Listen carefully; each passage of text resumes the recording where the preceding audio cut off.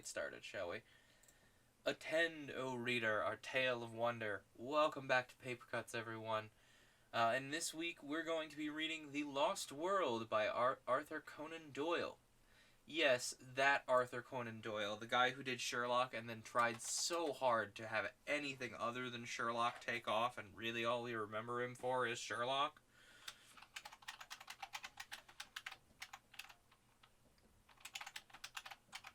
Yeah, him.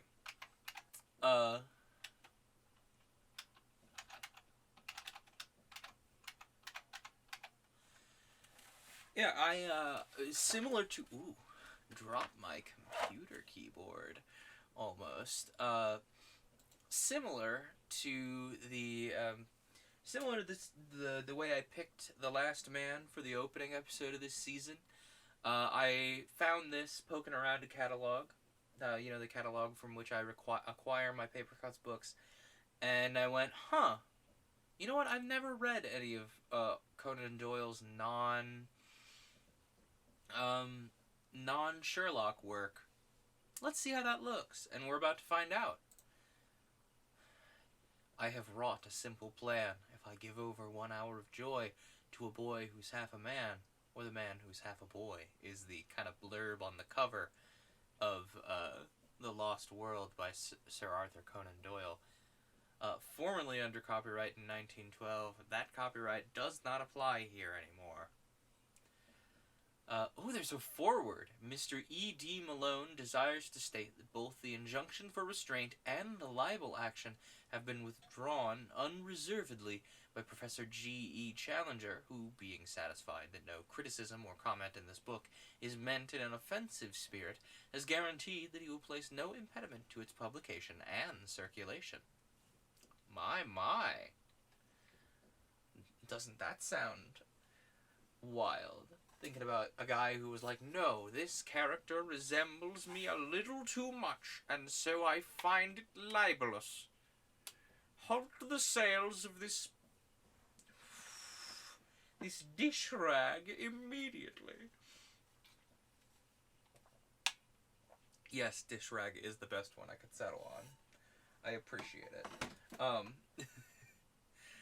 I have anything else to say? Yeah, like I said, Library is putting in some very thorough purring work. I hope you all in the podcast world can hear him. Hang on, I'm going to adjust some settings and shush, and we'll see if you can hear him. How does that sound?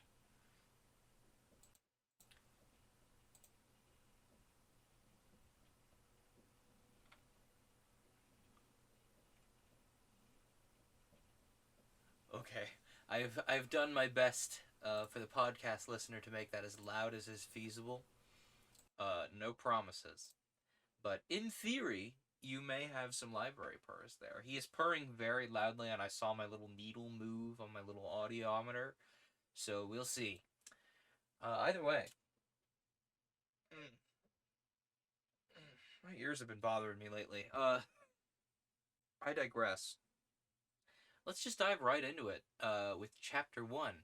There are heroisms all round us. Mr. Hungerton, her father, really was the most tactless person upon earth. A fluffy, feathery, untidy cockatoo of a man, perfectly good-natured, but absolutely centered upon his own silly self. If anything could have driven me from Gladys, it would have been the thought of such a father-in-law. I'm convinced that he really believed in his heart that I came round to the Chestnuts 3 days a week for the pleasure of his company, and very especially to hear his views upon bimetallism, a subject upon which he was, by way of being an authority. For an hour or more that evening, I listened to his monotonous chirrup about bad money driving out good, the token value of silver, the depreciation of the rupee, and the true standards of exchange. Suppose, he cried with feeble violence, that all the debts in the world were called up simultaneously, immediate payment insisted upon. What, under our present conditions, would happen then? I gave the self-evident answer that I should be a ruined man, upon which he jumped from his chair, reproved me for my habitual lividity, which made it impossible for him to discuss any reasonable subject in my presence, and bounced off out of the room to dress for a Masonic meeting. At last I was alone with Gladys, and the moment of fate had come. All that evening I had felt like the soldier who awaits the signal which will send him on a forlorn hope, hope of victory and fear of repulse alternating in his mind. She sat with that proud, delicate profile of hers outlined against the red curtain. How beautiful she was!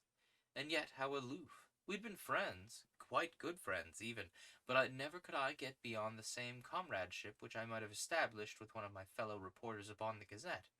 Perfectly frank, perfectly kindly, and perfectly unsexual. My instincts are all against a woman being too frank and at ease with me. It is no compliment to a man.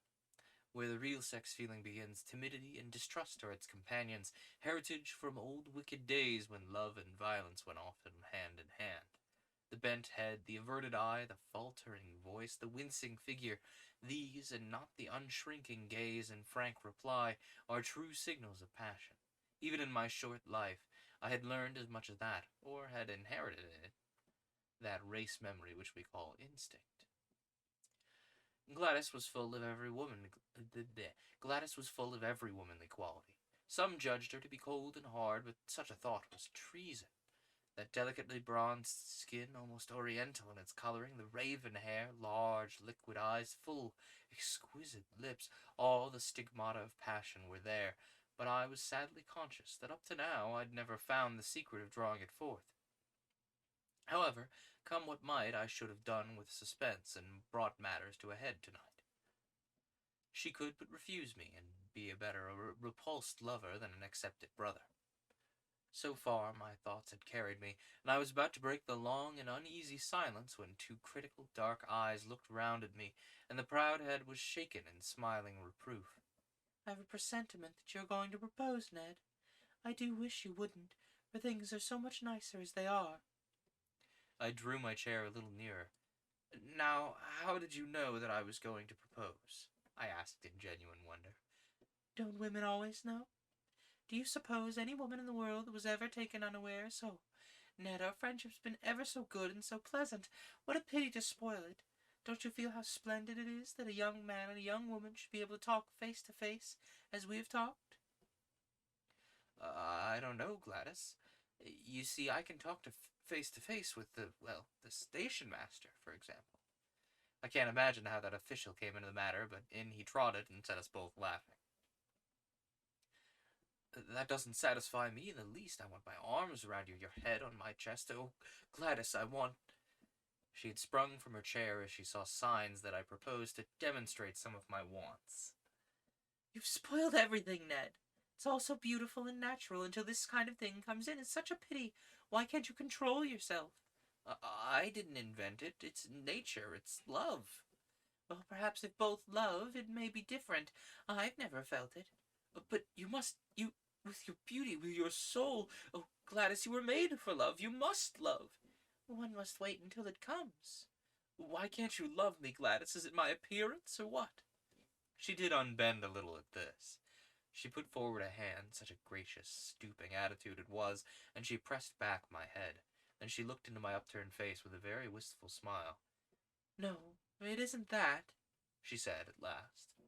"You're not a conceited boy by nature, so I can safely tell you it's not that. It's deeper." "My character?" She nodded severely. "What can I do to mend it? Do sit down. Talk it over. No, really, I won't if you'll only sit down." She looked at me with a wondering distrust which was much more to my mind than her wholehearted confidence. How primitive and bestial it looks when you put it down in black and white. And perhaps, after all, it is only a feeling peculiar to myself. Anyhow, she did sit down. "Now, tell me, what's amiss with me?" "I'm in love with somebody else." It was my turn to jump out of my chair. "Nobody in particular," she explained, laughing at the expression on my face. "Only an ideal. I've never met the kind of man I mean." "Tell me about him. What's he look like?" "Oh, he might look very much like you."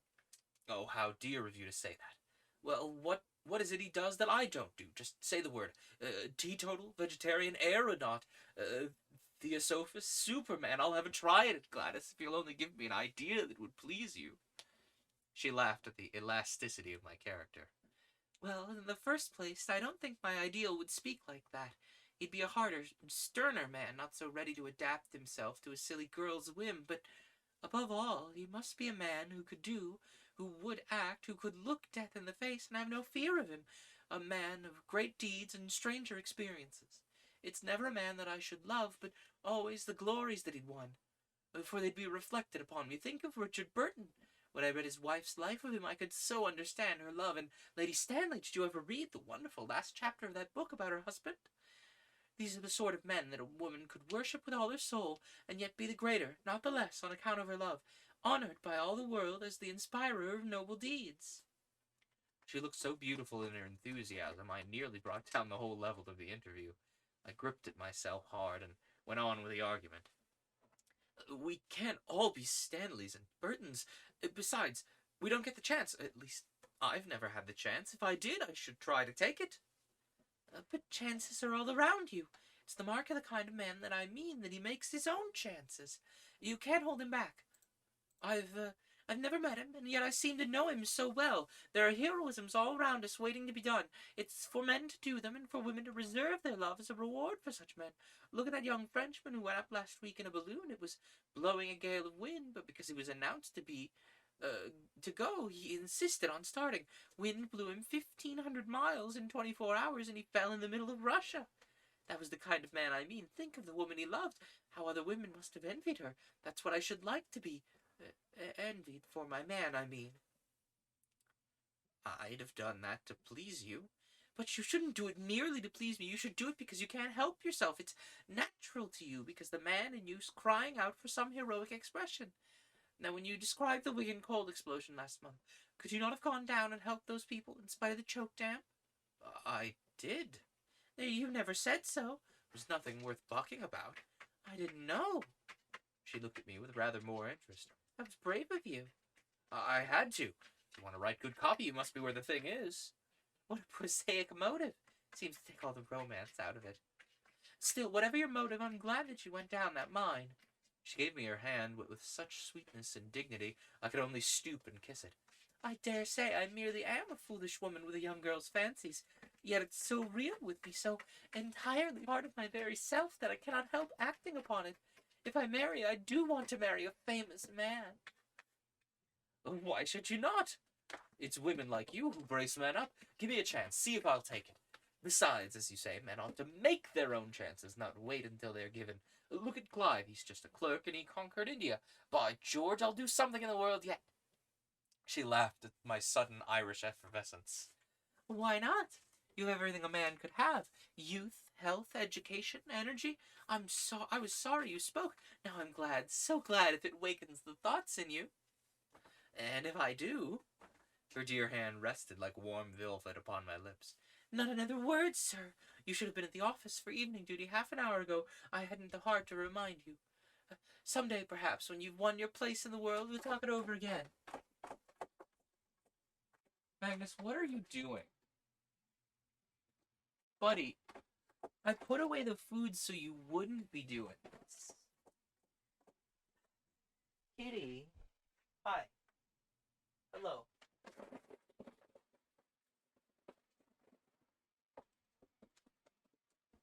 Kitty cat. I put away the food box.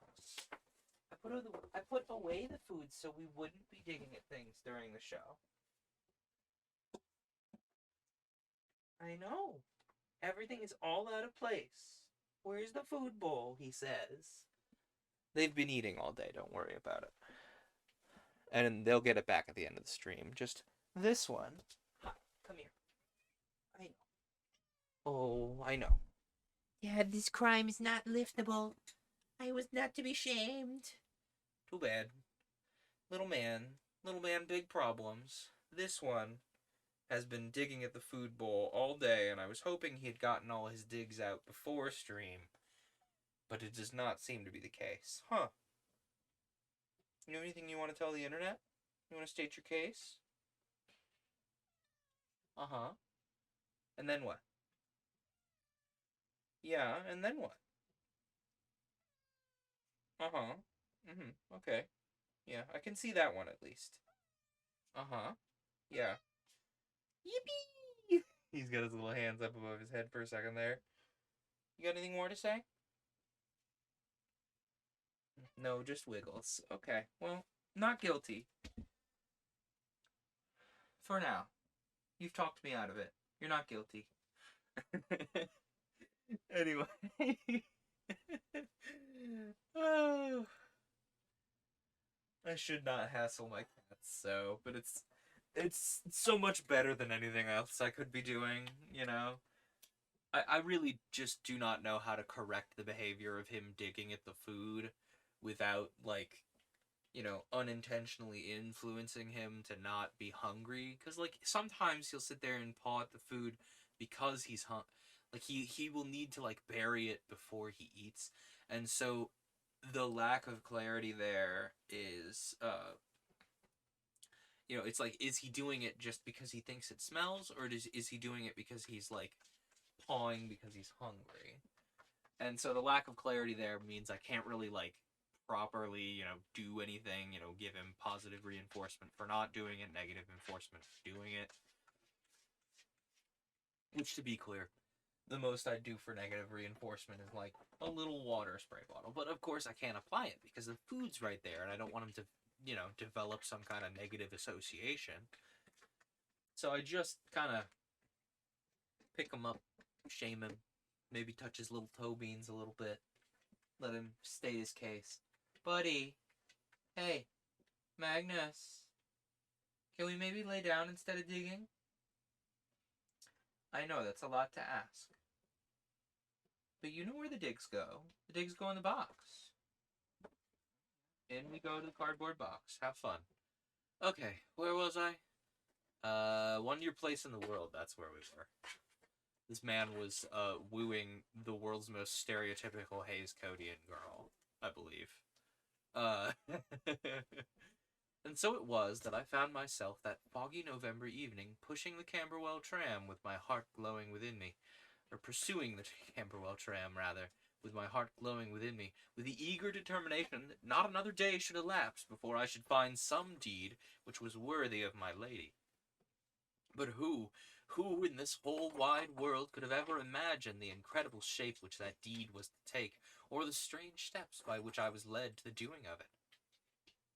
And after all, this opening chapter will seem to the reader to have nothing to do with my narrative, yet there would have been no narrative without it, for when a man goes out into the world with the thought that there are heroisms all around him, with the desire all alive in his heart to follow any which might come within sight of him, he breaks away, as I did, from the life he knows, and ventures forth in the wonderful mystic twilight land, wherein lie the great adventures and the great rewards.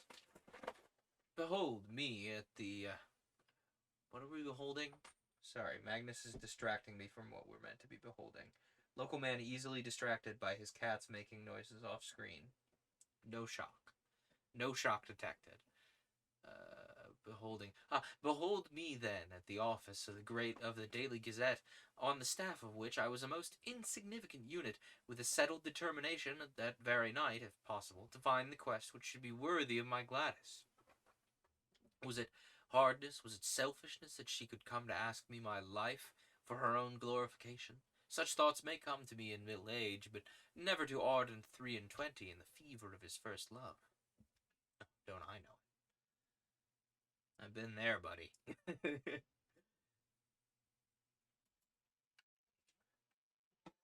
But that's not a story I can tell on stream.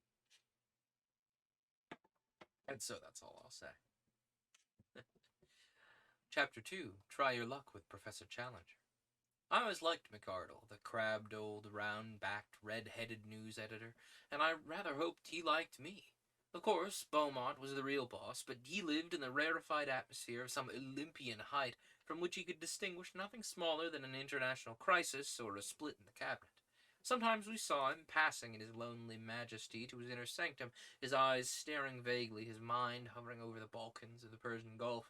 He was above and beyond us, but McArdle was his first lieutenant, and that it was he that we knew. The old man nodded as I entered the room, and he pushed his spectacles up far on his bald forehead. Well, Mr. Malone, from all I hear, you seem to be doing very well, he said in his kindly Scotch accent that I cannot replicate. why I tell you not to stand on that chair, bud. It's very thin. I thanked him. The colliery explosion was excellent. So was the Southwark fire. You've got a true descriptive touch. What did you want to see me about? To ask a favor. He looked alarmed, and his eyes shunned mine. Oh, tut, tut, tut, tut. What is it? What is it this time? Do you think, sir, that you could possibly send me on some mission for the paper? I'd do my best to put it through and get you some good copy. What sort of mission had you in your mind, Mr. Malone? Well, sir, anything that had adventure and danger in it, really. I would do my very best. The more difficult it was, the better it'd suit me.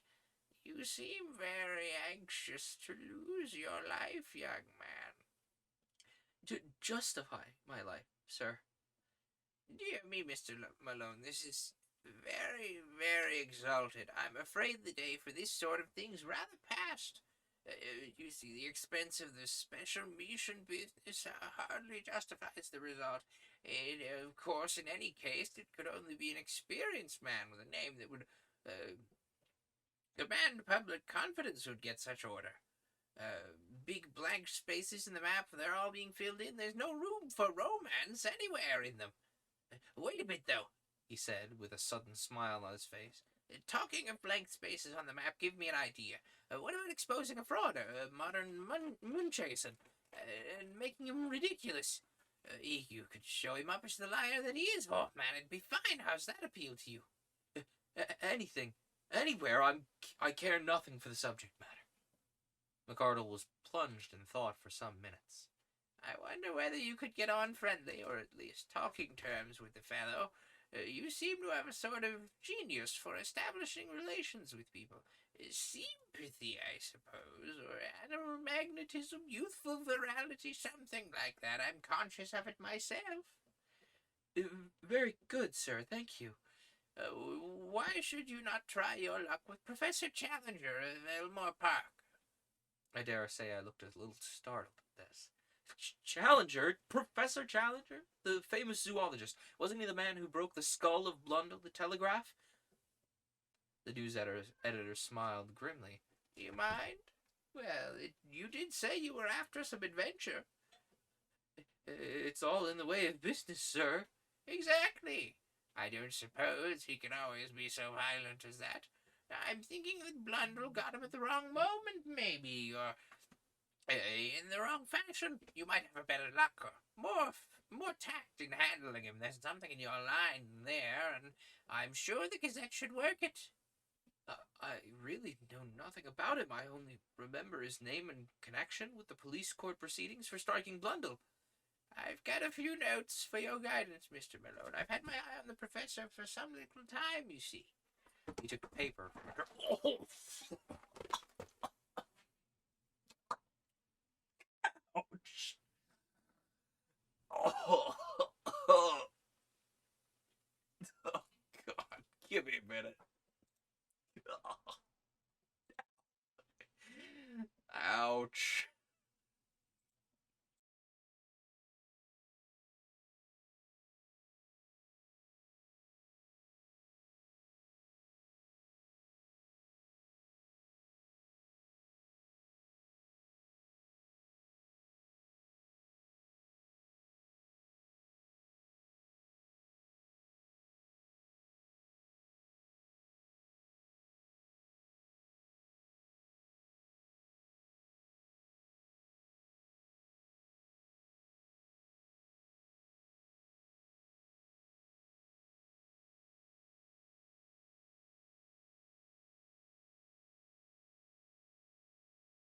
Whew. Sorry about that. Library. Well, here comes Magnus. Library, who has got a bit of the case of the zoomies. Let me switch back to screen here. Library's got a bit of the case of the zoomies, and as cats do, they like to rush around when they're very excited, when they need some exercise. And so he was standing all the way over there in the back of the RV, and maximum speed, thunk, thunk, thunk, thunk, thunk, thunk, thunk, boom, right into my right onto my honor, as you may put it. if you'll accept me coining a bit of an odd turn of phrase euphemistically. Library, whoa, buddy, come here. Come here. Hey, no, do not eat that. Sir, I firmly disagree. You do not get to eat cable ties. We've discovered the culprit. We've discovered the culprit for the Zooms. Here they are. Here it is. I swear the man pulls them out of thin air. I swear. Where do you find these, man? We don't have any in the house. I specifically had to get those Velcro cable ties so we didn't have this problem. I'm going to adjust the camera while I'm up. Everybody hold your breath. We're moving. Ooh. Hang on. How's that first shot? We good? We good? We look good? We look good. Am I centered? I'm a little off center, actually. Well, now I'm too far this way. Or this way, I guess. Hang on. Let me just... That might work. How's that? How's this? We look good? We look good? Yeah, I'm good enough. I'm centered enough. We take those. So anyway, now that I've readjusted my insides and put my voice back in its proper octave, thank you so much, library. Oh man, that was unpleasant. Let's resume.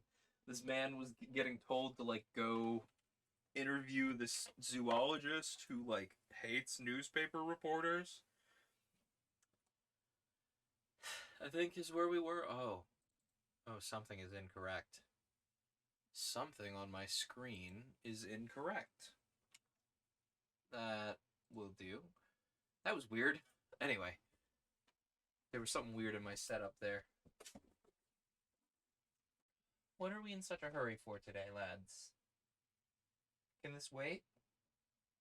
Can this wait?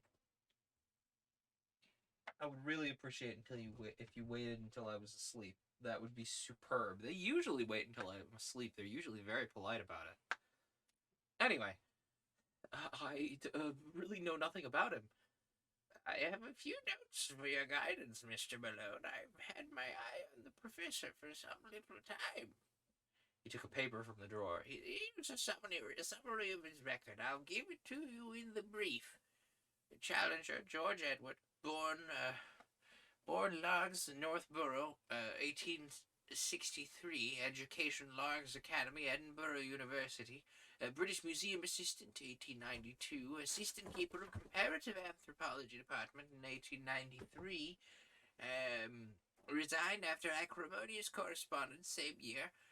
Winner of the Crayston Medal for Zoological Research. Foreign member of, quite a lot of things, come to think of it. 2 inches of small type or so. Society Belge, American Academy of Sciences, La Plata, etc., etc. Ex-president of the Paleontological Society, Section H, British Associate, so on and so on and so on and so forth. Publications. Here we are. Some observations upon a series of Kalmuck skulls, outlines of vertebrate evolution, numerous papers including underlying fallacy of Weissmanism, which caused some heated discussion at the Zoological Congress of Vienna. Generally takes his recreations as walking, alpine climbing. You'll find him in Enmore Park, Kensington West. There, take it with you. I've got nothing more for you on the subject. I pocketed the slip of paper. One moment, sir, I said, as I realized that it was a pink, bald head and not a red face which was fronting me. I'm not very clear yet as why I'm to interview the gentleman. What's he done? The face flashed back at me again. Went to South America on a solitary expedition 2 years ago. Came back last year and undoubtedly been to South America, but refused to say exactly where. Began to tell his adventures in a vague way. Somebody started to pick the holes, and then he just shut up like an oyster. Something wonderful happened, or the man's a champion liar. More provable supposition. Had some damaged photographs. They've been said to be fakes. Got so touchy he assaults anyone who asks questions about it. Heaves reporters down the stairs. In my opinion, he's just a homicidal megalomaniac with a turn for science. Well, that's your man, Mr. Malone. Off you run. See what you can make of him. You're big enough to look after yourself. Anyway, you're all safe. Employer's Liability Act, you know. The grinning red face turned once more into a pink oval, fringed with gingery fluff. The interview was at an end. I walked across to the Savage Club, but instead of turning into it, I leaned upon the railings of Adelphi Terrace and gazed thoughtfully for a long time at the brown, oily river. I can always think most sanely and clearly in the open air. I took out the list of Professor Challenger's exploits and read it over under the electric lamp. Then I had what I can only regard as an inspiration. As a pressman, I felt sure, from what I had been told, that I could never hope to get in touch with this cantankerous professor, but these recriminations, twice mentioned in his skeleton biography, could only mean that he was a fanatic in science. Was there not an exposed margin there, upon which he might be accessible? I could try.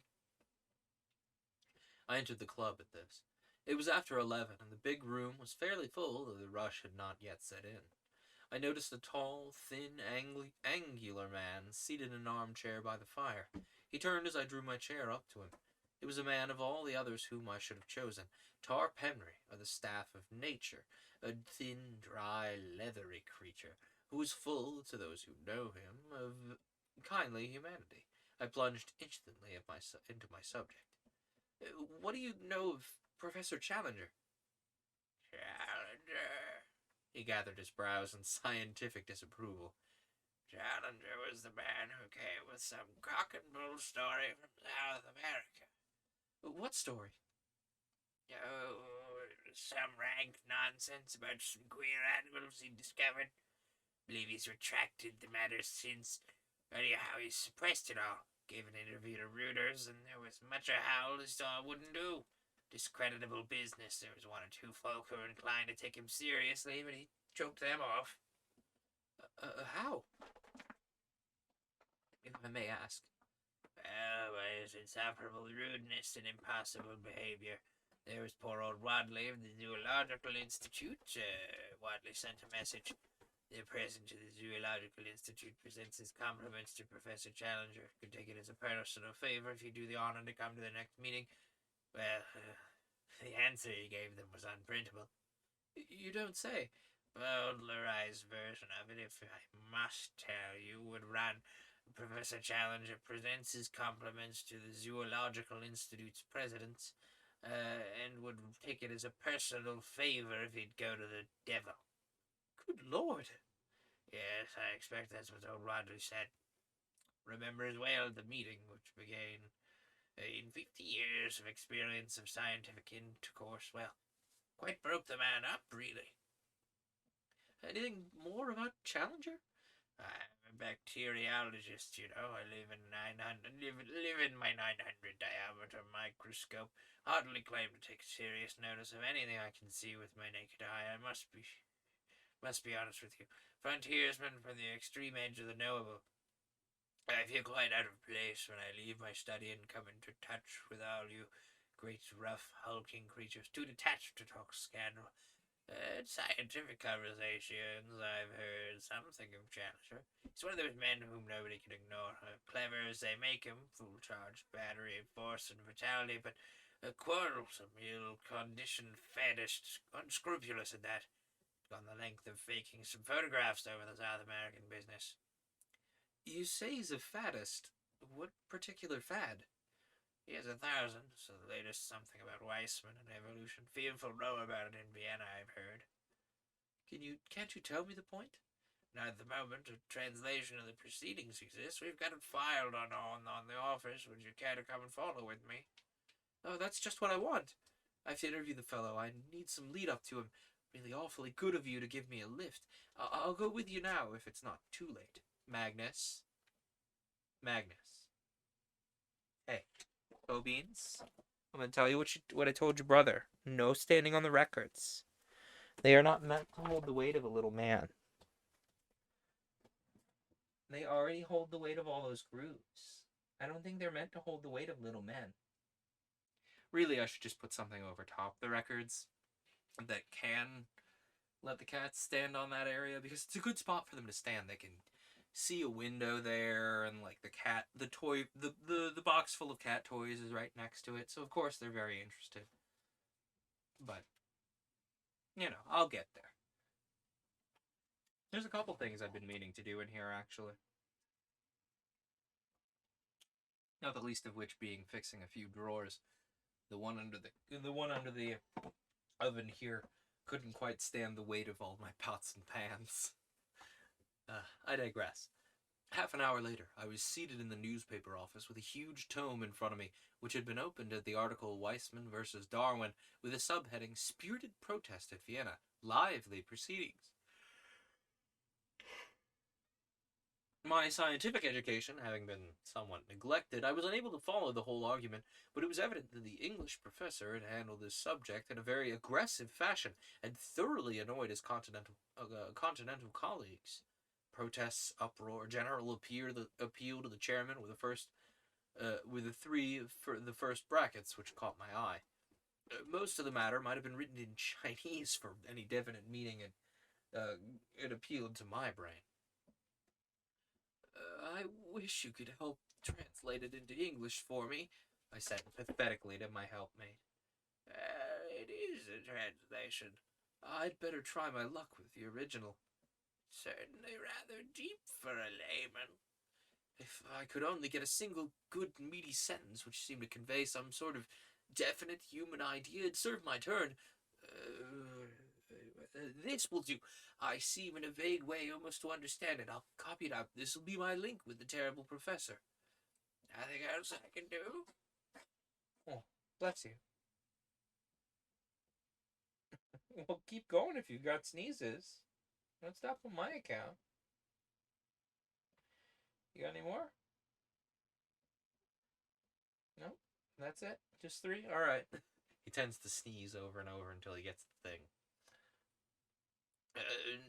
Well, yes. I propose to write to him. If I could frame the letter here and use your address, it would give atmosphere. We'll have the fellow around here making a road breaking the furniture. No. You'll see the letter. Nothing contentious, I assure you. That's my chair and desk. You'll find paper there. I'd like to censor it before you go. It took some doing, but I flatter myself it wasn't such a bad job when I was finished. I read it aloud to the critical bacteriologist with some pride in my handiwork. Dear Professor Challenger, it said, as a humble student of nature, that's capital N nature, I've always taken the most profound interest in your speculations. Let's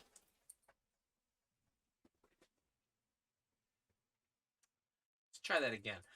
Dear Professor Challenger, as a humble student of nature, I've always taken the most profound interest in your speculations as to the differences between Darwin and Weissman. I've recently had occasion to refresh my memory by rereading You Infernal Liar, murmured Tarp Henry at this. By rereading your masterly address at Vienna. That lucid and admirable statement. Boys! Take it easy. By rereading your masterly address at Vienna. That lucid and admirable statement seems to be the last word in the matter. There's one sentence in it. One of these times, we're going to have a stream where the cats don't interrupt.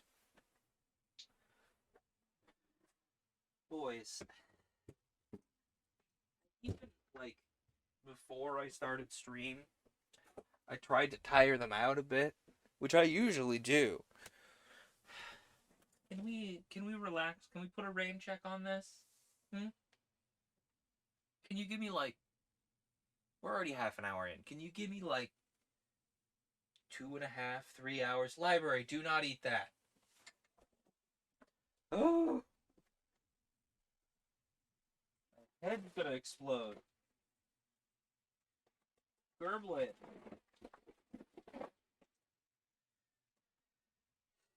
Library has a very peculiar palate.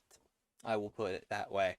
Um, Library is a very peculiar palate. Not only does he love, normal cat food, but so too does he adore eating on and chewing plastic and zip ties. Not zip ties, twist ties. Although honestly, I think if he met some zip ties, he'd love them too. He loves it, don't you? Yeah, we were just talking about you. You love eating plastic. And so anytime any like packaging or anything comes into the house and it has some plastic on it, I am immediately like, "Oh no.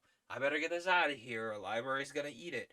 And I had to go buy the boys some food today, right? And part of the cat food bag has a little plastic tag on it. And so he's trying to eat that. Can we just lie down? Can we just lie down and loaf? Hmm? I promise it will not be as long as you think. Yeah, I'm looking at the both of you. Can y'all see them? You can sort of see them. I promise it will not be as long as you think. Just give me a little while, okay? As soon as I'm done, as soon as I hit stop on stream, you guys can go absolutely wild bonkers. I promise. They're looking around like, are you sure? Yes, I'm sure. As soon as I'm done. Now, can you behave? They're not going to behave. By rereading your masterly address in Vienna, that lucid and admirable statement seems to be the last word in the matter. There's one sentence in it, however, namely, "I protest strongly against the insufferable and entirely dogmatic assertion that each separate id is a microcosm possessed of an historical architecture elaborated slowly through the series of generations. Have you no desire, in view of later research, to modify this statement? Do you not think it's over-accentuated? With your permission, I would ask the favor of an interview, as I feel strongly upon the subject, and have certain suggestions which I could only elaborate in a personal conversation. With your consent, I trust to have the honor of calling at 11 o'clock the day after tomorrow, Wednesday, morning. I remain, sir, with assurances of profound respect, yours very truly, Edward D. Malone." How's that? "Well, if your conscience can stand it." "Well, it's never failed me yet." "What do you mean to do?" "To get there. Once I'm in his room, I may see some opening. I may even go to the length of an open confession. If he's a sportsman, he'll be tickled." "Tickled, indeed. Much more likely to do the tickling, if you catch my drift. Chainmail or an American football suit, that's what you'll need. Well, goodbye. I'll have the answer for you here on Wednesday morning. If he even deigns to answer you, he's violent, dangerous, cantankerous character, hated by everyone who comes across him.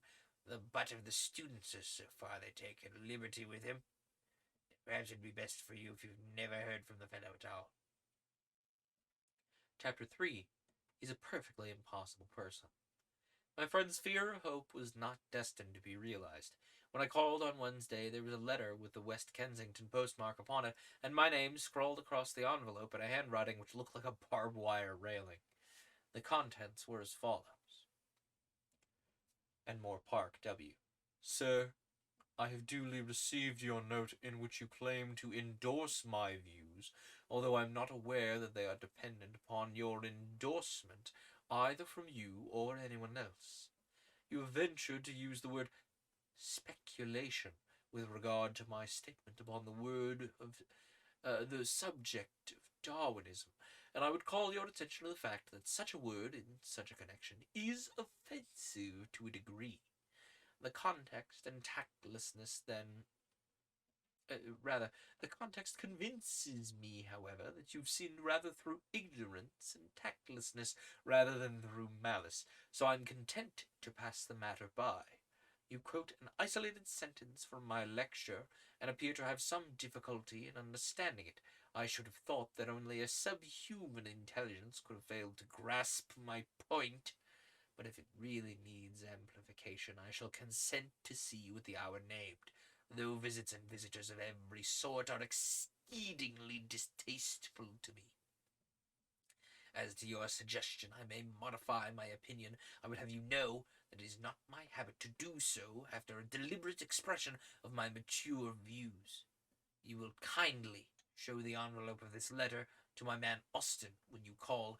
He has to take every precaution to shield me from intrusive rascals who call themselves journalists. Yours faithfully, George Edward Challenger. That was the letter I read aloud to Tarp Henry, who had come down early to hear the result of my venture. His only remark was, "There's some new stuff, cultura or something, which is better than this arnica." Some people have such extraordinary emotions of humor. It was nearly 10:30 before I had received my message, but a taxicab took me round in good time for my appointment. It was an imposing porticoed house at which we stopped, and the heavily curtained windows gave every indication of wealth upon the part of this formidable professor. The door was opened by an odd, swarthy, dried-up person of uncertain age, with a dark pilot's jacket and brown leather gaiters. I found afterwards that he was the chauffeur who filled the gaps left by a succession of fugitive butlers. He looked me up and down with a searching light blue eye. "Expected? An appointment? Got your letter?" I produced the envelope. "Right then." He seemed to be a person of few words.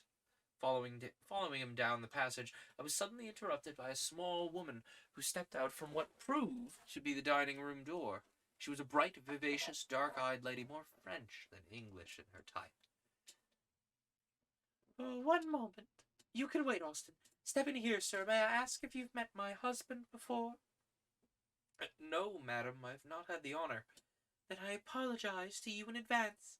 I must tell you that he's a perfectly impossible person. Absolutely impossible. If you are forewarned, you'll be more ready to make allowances." "Most considerate of you, madam." "Get quickly out of the room if he seems inclined to be violent. Don't wait to argue with him. Several people have been injured through doing that. Afterwards, there was a public scandal. It reflects upon me and all of us. Suppose it wasn't about South America you wanted to see him?" I couldn't lie to a lady. "Dear me, that's his most dangerous subject. You won't believe a word he says, I'm sure. I don't wonder. But don't tell him so. It makes him very violent. Pretend to believe him, and you might get through all right. Remember, he believes it himself. Of that you may be assured. A more honest man never lived. Don't wait any longer, or he may suspect. If you find him dangerous, really dangerous, ring the bell. Hold him off until I come. Even at his worst, I can usually control him." With these encouraging words, the lady handed me over the taciturn Austin, who had waited like a bronze statue of discretion during our short interview, and I was conducted to the end of the passage. There was a tap at the door, a bull's bellow from within, and I was there, face to face with the professor. He sat in a rotating chair behind a broad table, which was covered with books, maps, and diagrams. As I entered, his seat spun round to face me. His appearance made me gasp. I was prepared for something strange, but not so overpowering a personality as this. It was his size which took one's breath away, his size and his imposing presence. His head was enormous, the largest I've ever seen upon a human being. I'm sure that his top hat, had I ever ventured upon to don it, would have slipped over me entirely and rested on my shoulders.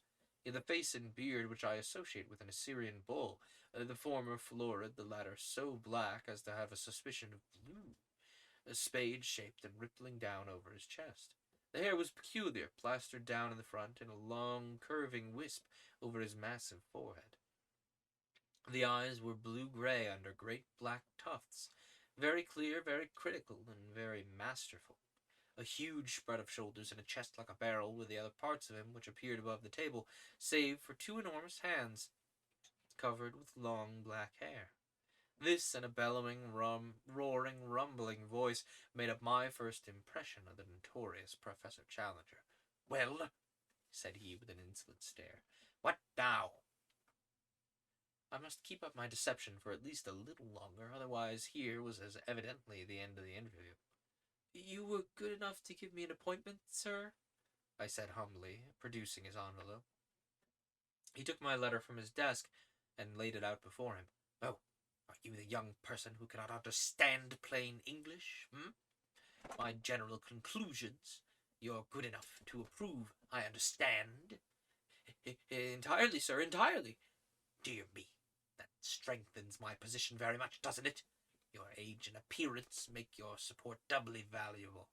At least you're better than that herd of swine in Vienna, whose gregarious grunt is, however, not more offensive than the isolated effort of the British hog.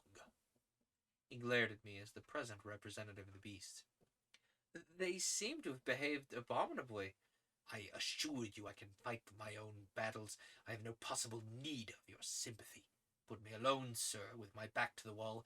GEC is happiest then. Well, sir, let us do what we can to curtail this visit. Hardly can be agreeable to you, inexpressibly irksome to me. You had, as I have been led to believe, some comments to make upon the proposition which I advanced in my thesis. There was a brutal directness about his methods which made evasion difficult. I must still make play and wait for a better opening. It seemed simple enough at a distance. Oh, my Irish wits, they couldn't help me now when I needed help so sorely. He transfixed me with his two sharp, steely eyes. Come on, then. Come on. I'm, of course, a mere student, I said with a famous smile. Hardly more, I might say, than an earnest inquirer. At the same time, it seemed to me that you were a little severe upon Weissman in this matter. Has not the general evidence that the date, since that date, tended to, I'm loath to say it, but strengthen his position?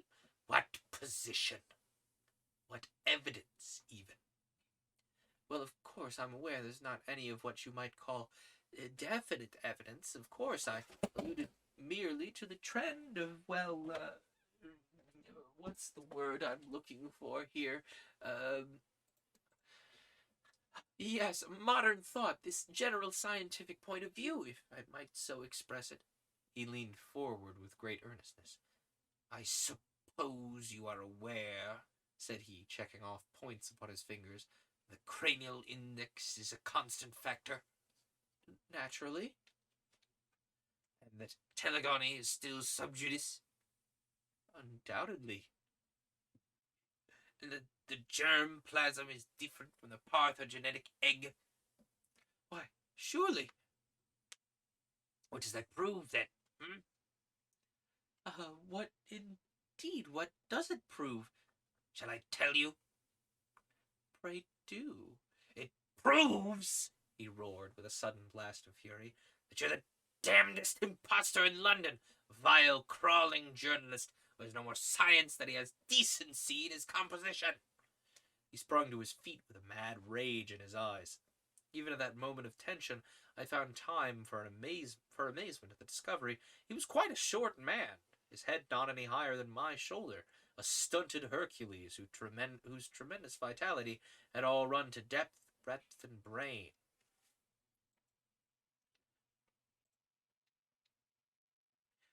Gibberish! He cried, leaning forward with his fingers on the table and his face projecting forward. That's what I've been talking to you, sir. Scientific gibberish. You think you could match cunning with me? Your walnut have a brain? Think your omnipotence, you infernal scribblers, don't you? That your praise can make a man, your blame can break him. We all must bow to you, try and get a favourable word, must we? Man must have a leg up, and this man dressing down. Creeping vermin, I know you. You've gotten out of your station. Time was when your ears were clipped. Lost your sense of proportion. Swollen gas bags. I'll keep you in your proper place. Yes, sir, you haven't gotten over GEC.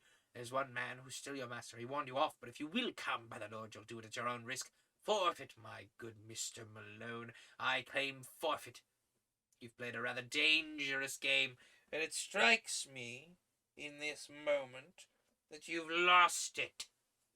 Look here, sir. You can be as abusive as you like, I stammered, backing to the door and opening it. There's a limit. You shall not assault me. Shall I not? He was slowly advancing in a peculiarly menacing way, but he stopped now and put his hands into the side pockets of a rather boyish short jacket he wore. I've thrown several of you out of the house. Maybe the fourth, or perhaps the fifth. £3.15 each, if that's how it averaged. Expensive. Very necessary. So why should you not follow your brethren? I rather think you must. He resumed his unpleasant and stealthily advance, pointing his toes as he walked like a dancing master. I could have bolted for the hall door, but it would have been too ignominious. Besides, a little glow of righteous anger was springing up within me. I'd been hopelessly in the wrong before, but this man's menaces were putting me in the right. I'll trouble you to keep your hands off me, sir. I'll not stand it. Thank you. Thank you for your attentions. Everybody, it's Magnus. Everybody spam your Magnus emotes. Two of the best emotes on this channel are my cats. I heartily recommend you use them. Dear me. His black mustache lifted and a white fang twinkled in a sneer. You won't stand it, eh? Don't be such a fool, Professor. What can you hope for? I'm 15 stone, hard as nails, play center 3/4 every Saturday for the London Irish. I'm not the man. It was at that moment that he rushed me. It was lucky I'd opened the door, or we should have gone through it. We did a Catherine wheel together down the passage. Somehow we gathered up a chair along our way and bounded on with it toward the street. My mouth was full of his beard, our arms were locked, our bodies intertwined, and that infernal chair was radiating its legs all round us. The watchful Austin had thrown open the hall door. We went with a back somersault down the front steps. I've seen the two Macs attempt something of the kind at the halls, but it appears to take some practice to do it without hurting oneself. Oh, buddy, you okay?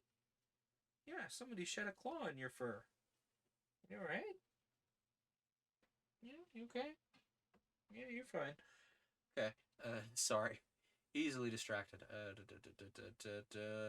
Practice do it without hurting oneself. The chair went to matchwood at the bottom, and we rolled apart into the gutter. He sprang to his feet, waving his fists and wheezing like an asthmatic. Had it now? You infernal bully! I cried as I gathered myself together. Then and there we should have tried the thing out, for he was effervescing with a fight, but fortunately I was rescued from an odious situation. A policeman was beside us, his notebook in hand. What's all this? What's all this then? You want to be ashamed? And it was the most rational remark I'd heard in Enmore Park so far. Well, what is it then? This man attacked me. Did you attack him? The professor breathed hard and said nothing. Not the first time either, the policeman said, severely shaking his head. You were in trouble last month for the same thing? You've blackened this young man's eye? You give him charge, sir? I relented. No, I did not. What's that? I was to blame myself. I intruded upon him. He gave me fair warning. The policeman snapped up his notebook. Don't let us have any more of such goings on. Now then, move on there, move on. This to a butcher's boy, a maid, and one or two loafers who he'd collected. He clumped heavily down the street, driving this little flock before him. The professor looked at me, and there was something humorous at the back of his eyes. Come in, then. I'm not done with you yet. The speech had a sinister sound, but I followed him nonetheless into the house. The manservant, Austin, like a wooden image, closed the door behind us.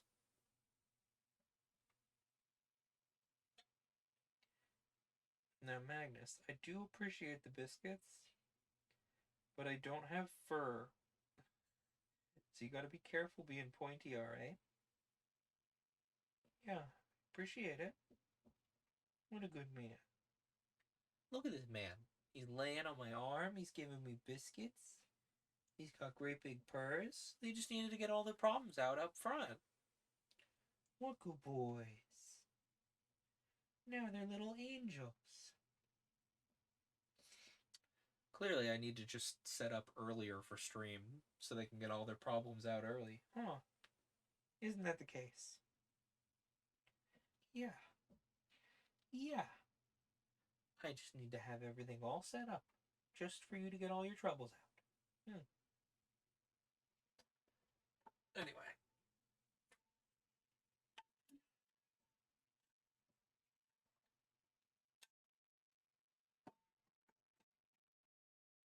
What a sweet little kitty cat. Where was I? Chapter 4. It's just the very biggest thing in the world. Hardly it was shut when Mrs. Challenger darted out from the dining room. The small woman was in a furious temper. She barred her husband's way like an enraged chicken in front of a bulldog. It was evident she'd seen my exit, but not observed my return. "You brute, George! You've hurt that nice young man!" He jerked backwards with his thumb. "Here he is. Here he is, safe and sound behind me." She was confused, but not unduly so. "I am so sorry. I didn't see you." "I assure you, madam, it's all right." "He's marked your poor face. Oh, George, what a brute you are! Nothing but scandals from one end of the week to the other. Everyone hating and making fun of you. You finish my patience. This ends it." "Dirty linen." "It's not a secret.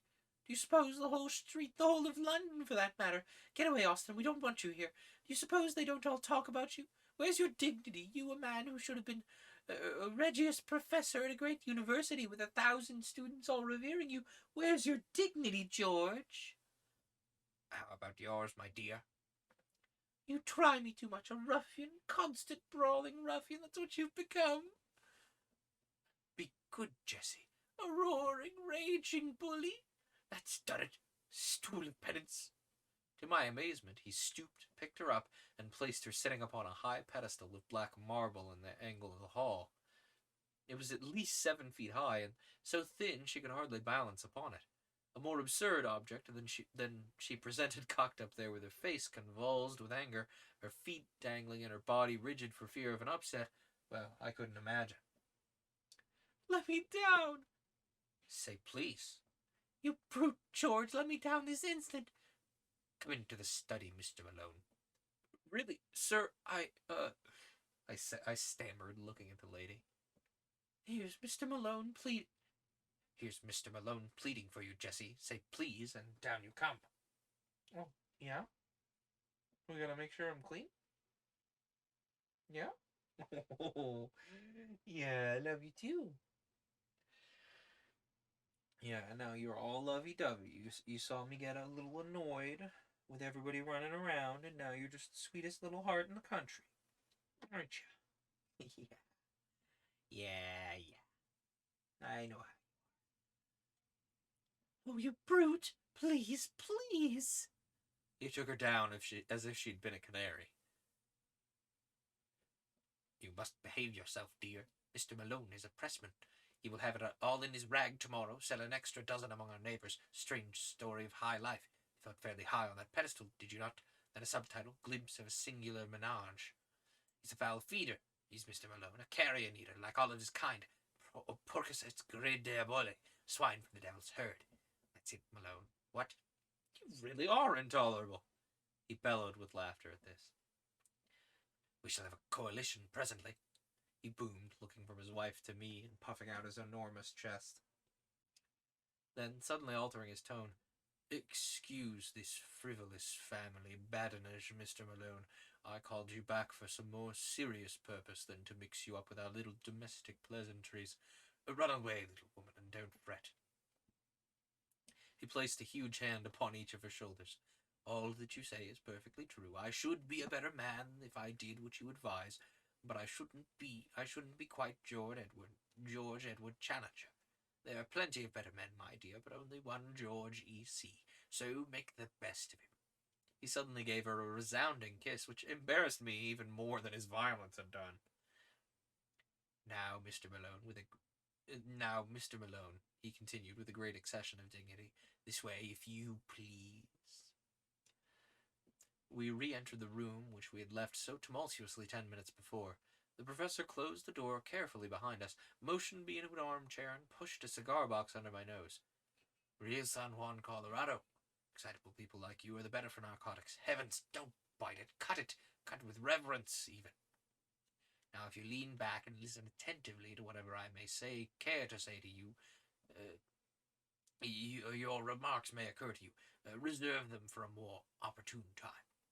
First of all, as your return to my house after your most justifiable expulsion," he protruded his beard at this, and stared at me as one who challenges and invites contradiction, "after I say your well-merited expulsion, the reason lay in your answer to that most officious policeman, in which I seemed to discern some glimmering of good feeling upon your part, more at any rate than I am accustomed to associate with your profession.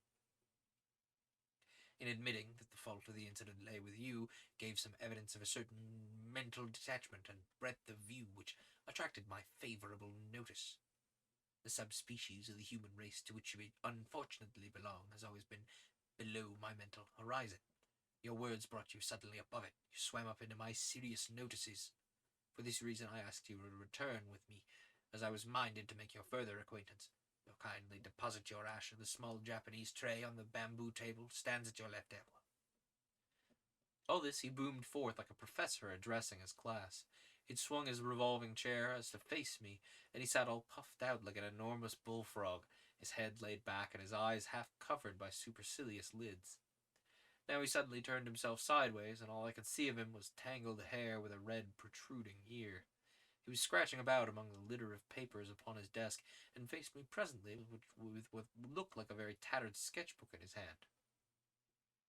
I'm going to talk to you about South America. No comments, if you please. First of all, I wish you to understand that nothing I tell you now is to be repeated in any public way unless you have my express permission. That permission will, in all human probability, never be given. Is that clear? It's very hard. Surely a judicious account. He replaced the notebook on the table. Well, that ends it. Wish you a very good morning. No. I'll submit to your conditions. So far as I can see, I have no choice. Not in the world. Why, then, I promise. Word of honor. Word of honor. He looked at me with doubt in his insolent eyes. After all, what do I know about your honor? Achoo. Achoo. Achoo. Oh, buddy. Oh, what big sneezes. We gotta suss out what you're allergic to, little man. Those sneezes can't be good for you. What should I know about your honor? Upon my word, sir, you take very great liberties. Never been so insulted in my life. He seemed more interested than annoyed at my outbreak. Round-headed, brachycephalic, grey-eyed, black-haired, suggestion of Vaya. Oh, no. Well, disclaimer time, everybody. We made it an hour in and 4 chapters. Oofta. This man seems to subscribe to what I would politely describe as race science. Don't Google that one. I mean, he's clearly, this man is, to put it bluntly, not a model of good character. But once again, the semantic window in which some of these words has been said has shifted a great deal in the intervening, for the case of this book, 102 years since it was written. So, disclaimer, these books are old. I'm going to read them as they is because I don't want to have to half censor them. That seems very silly. Anyway, round-headed, brachycephalic, grey-eyed, black-haired with a suggestion of negroid, Celtic, I presume.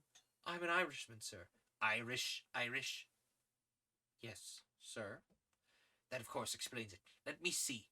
You've given me your promise that my confidence will be respected. That confidence, I say, will be far from complete. I'm prepared to give you a few indications which will be of interest. In the first place, you are probably aware, 2 years ago I made a journey to South America, one which will be classical in the scientific history of the world. The object of my journey was to verify some conclusions of Wallace and of Bates, which could only be done by observing their purported facts under the same conditions which they themselves noted them. My expedition had no other results and still would have been noteworthy, but a curious incident occurred to me while there, which opened up an entirely fresh line of inquiry. You are aware, probably in this half-educated age, you are not aware that the country round some parts of the Amazon is still partially explored, that a great number of tributaries, some of them entirely uncharted, run into the main river. It was my business to visit the little-known back country of this area and to examine its fauna. which furnished me with materials for several chapters for that great and monumental work upon zoology which will be my life's own justification. I was returning, my work accomplished, when I had occasion to spend a night at a small Indian village, at a point where a certain tributary, the name and position of which I will withhold, opens into the main river. The natives were Kukama Indians, an amiable but degraded race with the mental powers hardly superior to the average Londoner. I had effected some cures among them upon my way up the river, and had impressed them considerably with my personality, so that I was not surprised to find myself eagerly awaited upon my return. I gathered from their signs that someone had urgent need of my medical services, and I followed the chief to one of his huts. When I entered, I found the sufferer to whose aid I had been summoned had that instant expired. He was, to my surprise, not an Indian, but a white man. Indeed, I may say a very white man. He was flaxen-haired, had some characteristics of an albino even. He was clad in rags, was very emaciated, bore every trace of a prolonged hardship.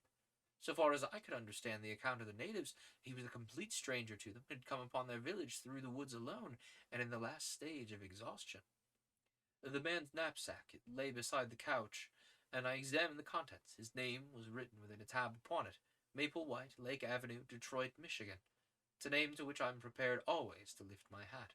It's not too much to say that it will rank level with my own when the final credit of this business comes to be apportioned. From the contents of the knapsack, it was evident that this man had been an artist and a poet in search of effects. There were scraps of verse. I don't profess to be a judge of such things, but they appeared to me to be singularly wanting in merit. They were also some rather commonplace pictures of river scenery, a paint box, a box of colored chalks, some brushes, that curved bone which lies upon my inkstand, and a volume of Baxter's Moths and Butterflies, a cheap revolver, a few cartridges besides. Of personal equipment he either had none, or he had lost it in his journey. Such were the total effects of this strange American bohemian. I was turning away from him when I observed that something projected from the front of his ragged jacket. It was this sketchbook, which was as dilapidated then as you see it now. Indeed, I can assure you that a first folio of Shakespeare could not be treated with greater reverence than this relic has been since it came into my possession. I hand it to you now, and I ask you to take it page by page and examine the contents. He helped himself to a cigar and leaned back with a fiercely critical pair of eyes, taking note of the effect which this document would produce.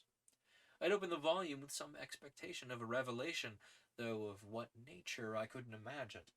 The first page was disappointing, however, contained nothing but the picture of a very fat man in a pea jacket, with the legend Jimmy Culver on the mailboat written beneath it.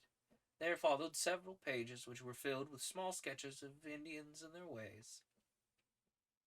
Then there came a picture of a cheerful and corpulent ecclesiastic in a shovel hat, sitting opposite a very thin European, and the inscription, Lunch with Father Cristofero at Rosario. Studies of women and babies accounted for several more pages, and there was an unbroken series of animal drawings with such explanations as manatees upon a sandbank, turtles and their eggs, black ahwati? You think that's ahwatl? Like, as in, that's how they spell axolotl? That's a good question. That's a Google question. What's an ahwatl? Or an ahwati? I assume that's an archaic spelling of axolotl, which I am aware is it I am aware most people, myself included, uh wildly mispronounce. What's an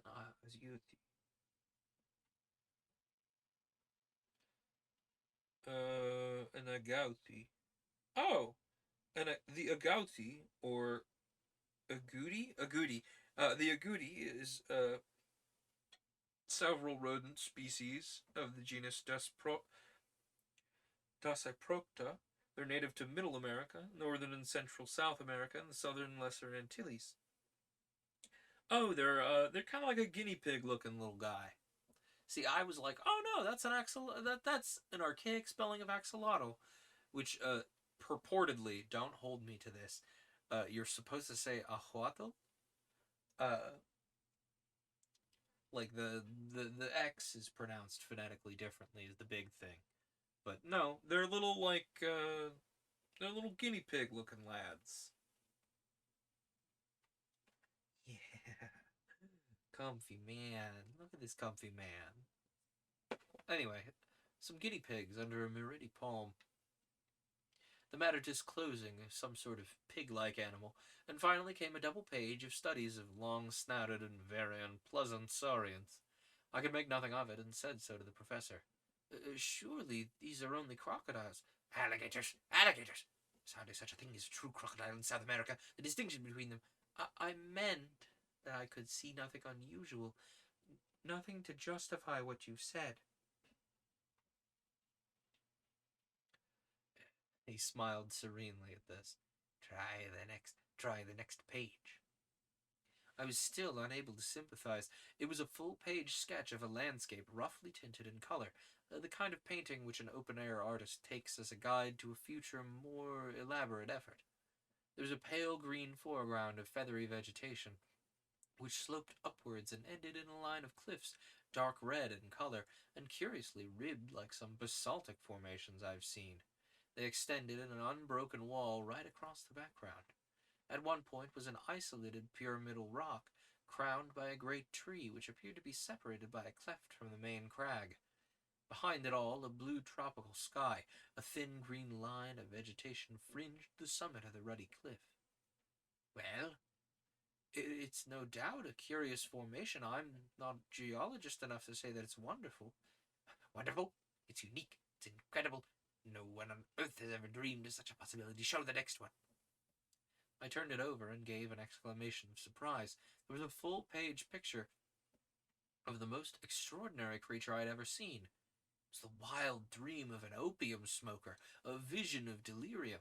The head was that of a fowl, the body that of a bloated lizard, the trailing tail furnished with upward turned spikes, the curved back was ridged with a high serrated fringe, looked like a dozen cockswattles placed behind each other. In front of this creature was an absurd mannequin, perhaps a dwarf in human form, who stood staring at it. Well, what do you think of that? Cried the professor, rubbing his hands in an air of triumph. It's monstrous. Grotesque, even. But what made him draw such an animal? Trade gin, I should think. Oh, that's the best explanation. That's the best explanation you can give, is it? Well, sir, what's yours? The obvious one, that the creature exists. It's actually sketched from the life. I should have laughed, only that I had a vision of doing another Catherine wheel down the passage. No doubt. No doubt. I said, as one humors an imbecile. I confess, however, this tiny human figure puzzles me. If it were an Indian, we could set it down as evidence of some pygmy race in America, but it appears to be an European in a sun hat. The professor snorted like an angry buffalo. You really touch the limit. You enlarge my view of the possible. Cerebral paresis, mental inertia, wonderful. It was too absurd to make me angry. Indeed, it was a waste of energy. If you were going to be angry with this man, you'd be angry all the time. I hope you all are seeing how comfy Magnus is. I do not often say to the podcast listener, hey, check this out on YouTube. Magnus is so comfy. Yeah.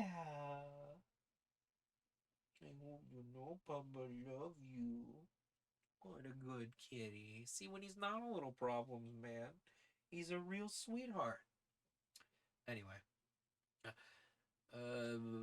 Indeed, it was a waste of energy. Would be angry all the time. I contented myself with smiling wearily. It struck me that the man was small. Look here, he cried, leaning forward and dabbing a great hairy sausage of a finger onto the picture. You see that plant behind the animal?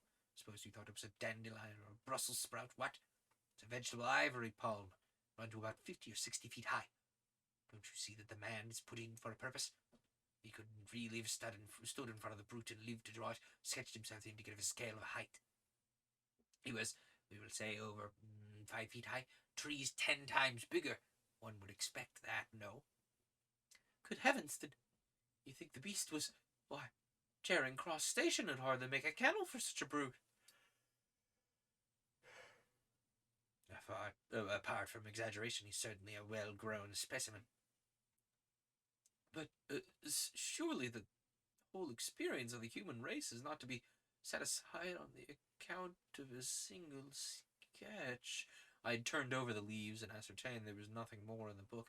A single sketch by a wandering American artist who might have done it under hashish or a delirium of fever, in order to gratify a freakish imagination. You can't, as a man of science, defend such a singular data point, a singular position as that. For answer, the professor took a book down from the shelf.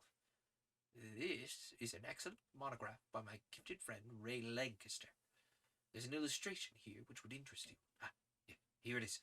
The inscription beneath it runs, probable appearance in life of the Jurassic dinosaur, Stegosaurus. The hind leg alone is twice as tall as a full-grown man. What do you make of that? He handed me the open book. I started as I wondered at the picture. In this reconstructed animal of a dead world, there certainly was a very great resemblance to the sketch of that unknown artist. This is certainly remarkable, said I, but you won't admit that it's final? Surely it might be a coincidence, or this American might have never seen a picture of the kind. Maybe he might have seen a picture of the kind, rather, carried it in his memory. It'd be likely to recur to a man in delirium. Yes, very good. We leave it at that. And I ask you to look at this bone. He handed over the one which he'd already described as part of the dead man's possessions. It was about 6 inches long and thicker than my thumb, with some indications of dried cartilage at the end of it.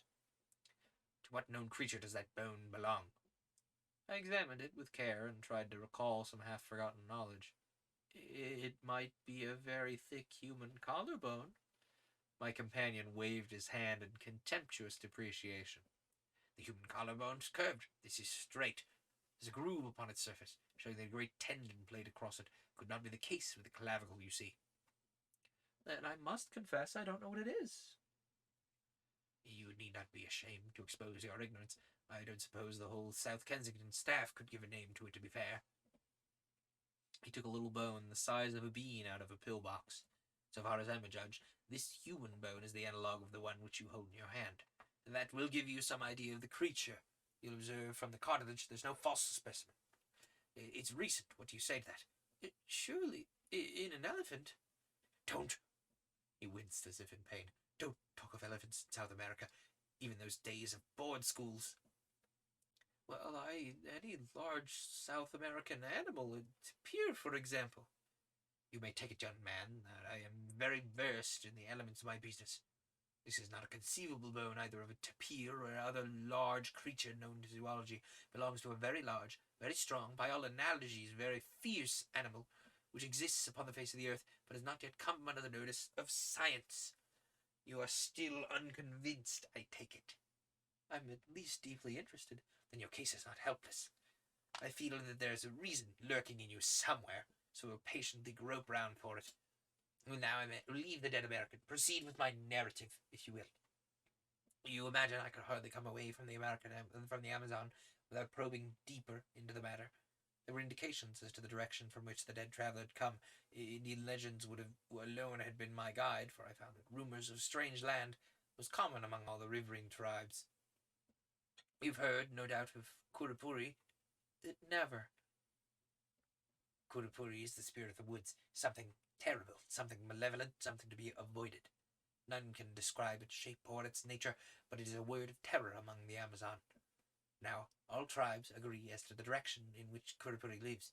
It was the same direction from which the American had come. Something terrible lay that way. It was my business to find out what it was. What did you do? My flippancy was all gone. This massive man compelled one's attention and respect. I overcame the extreme reluctance of the natives, a reluctance which extends even to talk upon the subject, and by judicious persuasion and gifts, and aided, I will admit, by some threats of coercion, I got 2 of them to act as guides.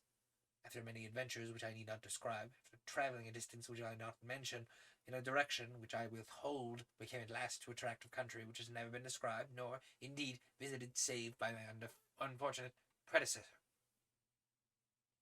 Would you kindly take a look at this?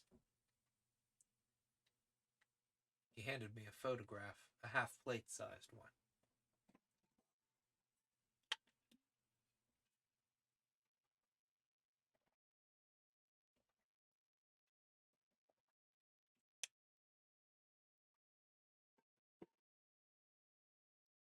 The satisfactory appearance of it is due to the fact that on descending the river, the boat was upset. The case which contained the undeveloped films was broken, with disastrous results. Nearly all of them were totally ruined. Irreparable loss, you see. This is one of the few which partially escaped the matter. For this explanation of deficiencies or abnormalities, you will kindly accept there is talk of fakes. I'm not in the mood to argue such a point. The photograph was certainly very off-colored. An unkind critic may have easily misinterpreted that dim surface. It was a dull gray landscape, and I gradually deciphered the details of it as I realized it represented a long and enormously high line of cliffs, exactly like an immense cataract seen in the distance, with a sloping, tree-clad plain in the foreground. I believe that's in the same place as the painted picture. It is the same place. I found traces of the fellow's camp. Look at this. It was a nearer view of the same scene, but the photograph was extremely defective.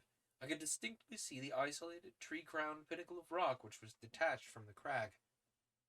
I have no doubt of it at all. Now that's something, gang. We progress, do we not? Now would you please look at the top of that rocky pinnacle? Do you observe something there? An enormous tree? On the tree, on the tree. A large bird. He handed me a lens. Yes. Yes, a large bird stands on the tree, I said, peering through the lens. It appears to have a considerable beak. I should say it's a pelican. I cannot congratulate you upon your eyesight, said the professor. It is not a pelican, nor indeed is it a bird. It may interest you to know that I succeeded in shooting that particular specimen. It is the only absolute proof of my experiences which I was able to bring away with me. You have it, then? I had it. It was unfortunately lost with so much else in the same boat accident, which ruined my photographs. I clutched it as it disappeared in the swirl of the rapids. Part of its wing was left in my hand. I was insensible when I washed ashore, of course, but the miserable remnant of my superb specimen was still intact, and now I lay it before you. From a drawer he produced what seemed to me to be the upper portion of a wing of a large bat. It was at least 2 feet in length, a curved bone with a membranous veil beneath it. A monstrous bat? Nothing of the sort. Living as I do in an educated and scientific atmosphere, I could not have conceived that the first principles of zoology were so little known. It is possible that you do not know the elementary fact of comparative anatomy. In the wing of a bird is really a forearm. The wing of a bat consists of 3 elongated fingers with membranes between. In this case, that bone is certainly not the forearm. You can see for yourself it's a single membrane hanging upon a single bone. Therefore, it cannot belong to a bat. It's neither a bird nor a bat. What is it? My small stock of knowledge was exhausted. I really don't know. He opened the standard work to which he had already referred me. Here, said he, pointing to the picture of an extraordinary flying monster, is an excellent reproduction of the Dimorphodon, pterodactyl, if you will, a flying reptile of the Jurassic period. On the next page is a diagram of the mechanism of its wing. Kindly compare it with a specimen in your hand. A wave of amazement passed over me as I looked. I was convinced. There could be no getting away from it. The cumulative proof was overwhelming. The sketch, the photographs, the narrative, and now the actual specimen. The evidence was complete. I said so, and I said so warmly. I felt the professor was an ill-used man. He leaned back in his chair with drooping eyelids and a tolerant smile, basking in this sudden gleam of sunshine. It's just the very biggest thing I've ever heard of, said I, though it was my journalistic rather than scientific enthusiasm that roused. My turn to sneeze, I guess. Ow. Oh, there's something about the way I sneeze. It upsets my shoulders and my ribs.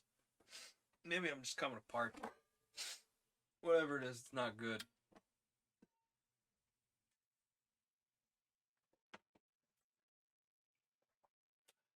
It's colossal. You're a Columbus of science who's discovered a lost world. I'm awfully sorry if I seem to doubt you. It was so all so unthinkable. I understand evidence when I see it. This should be good enough for anyone. The professor practically purred with satisfaction. And then, sir, what did you do next? It was the wet season, Mr. Malone. My stores were exhausted.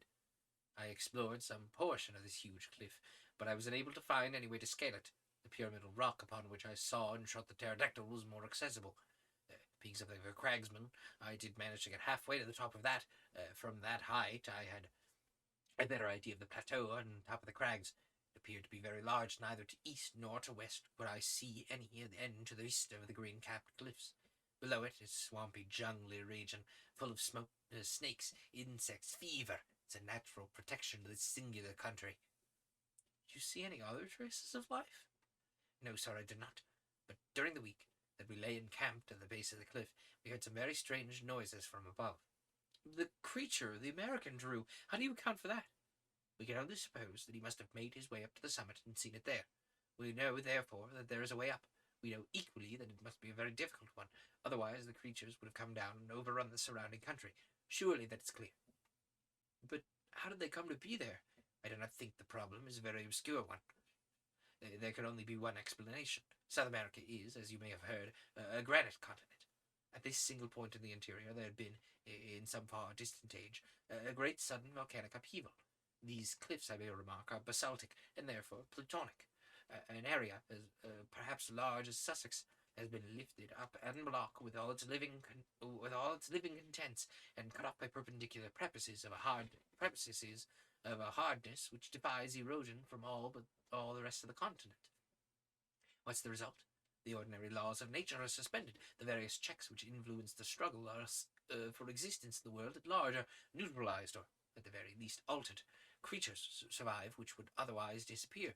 You'll observe that both the pterodactyl and the stegosaurus are Jurassic, therefore of a great age in the order of life. They've been artificially conserved by these strange accidental conditions.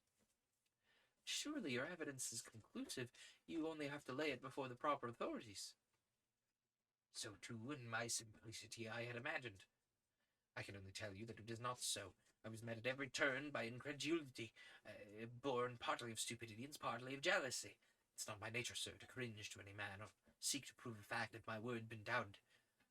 At first I had not condescended to show much corroborative proofs as I possess.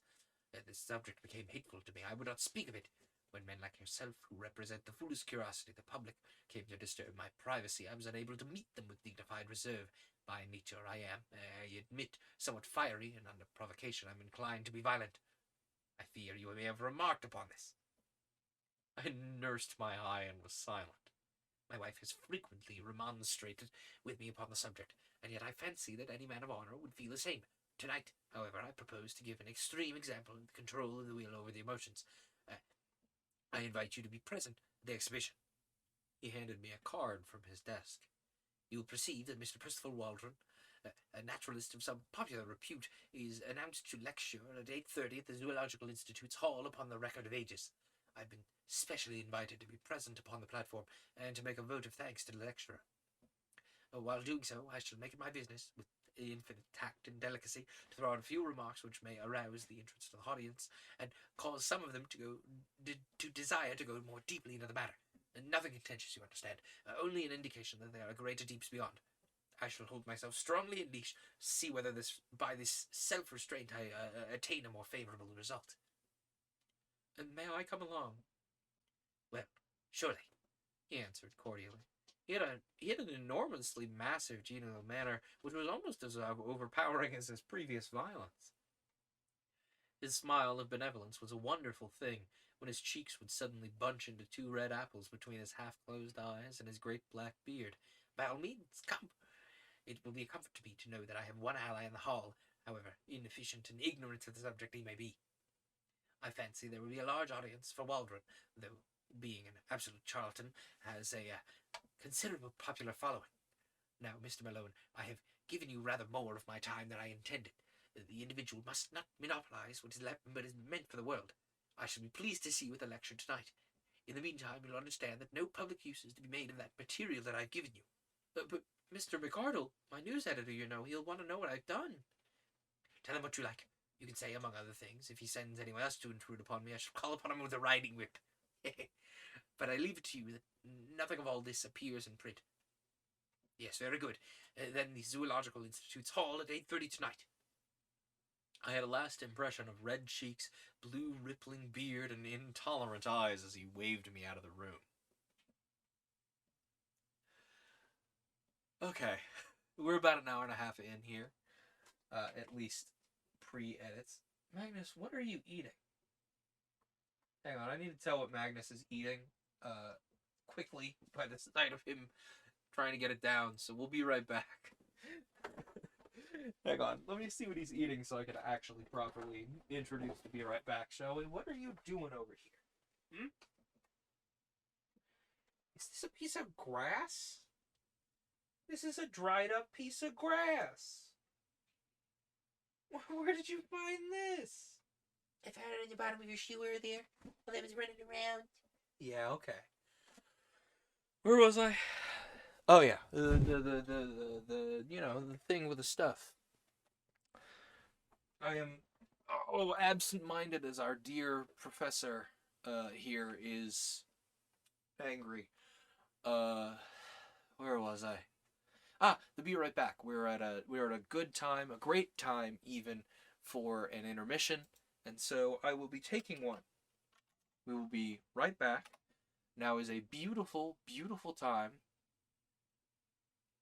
Now would be a beautiful time for the bot to notice that I've told it to BRB. Now's a beautiful time to drink some water if you haven't been drinking along with me. Now is a wonderful time to get up and stretch your legs if you've been sitting along with me.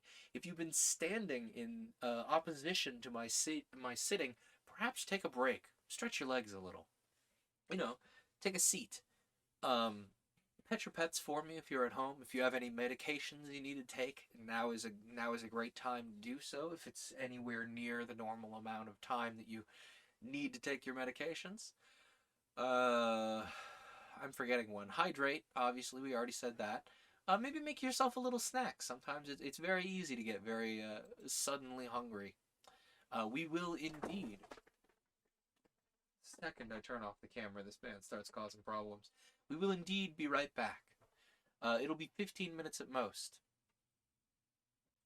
We'll just resume our hurdy-gurdy music from earlier. How's that sound? Ooh, if you're a live viewer, I have a redeem that lets you suggest a tea. Now is a wonderful time for that. There should be a command that lists tea here. Let's see.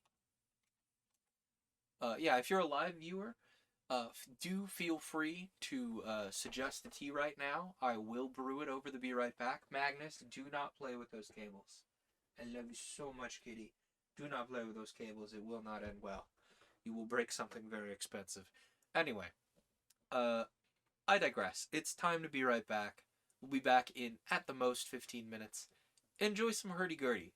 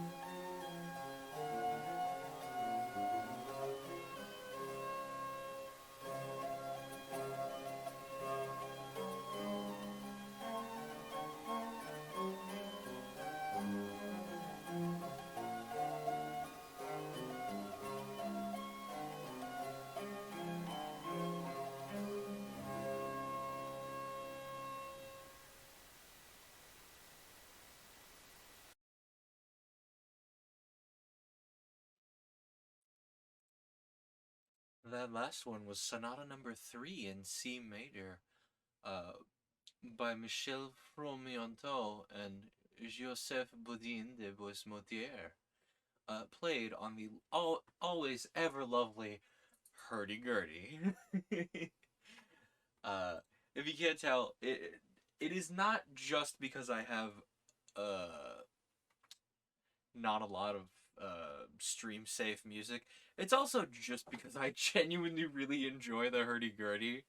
Uh, I have been known. I have this hurdy-gurdy on vinyl, by the way, is how I have it. Um, that's how I got it into the computer. Is I dubbed it into the computer because I'm a wizard man, and and I will just occasionally put on my little hurdy-gurdy vinyl when I feel like I need a little pick-me-up in the middle of the day. I'm like, oh, I need some music, and I'm feeling analog today. Which usually I'm feeling analog in the middle of my workday because it's easier to do than pick up my phone and not be distracted by, the sheer weight of so many things to do on the internet. Magnus, sweet boy, can I convince you to not pick at that, perhaps? How does that sound?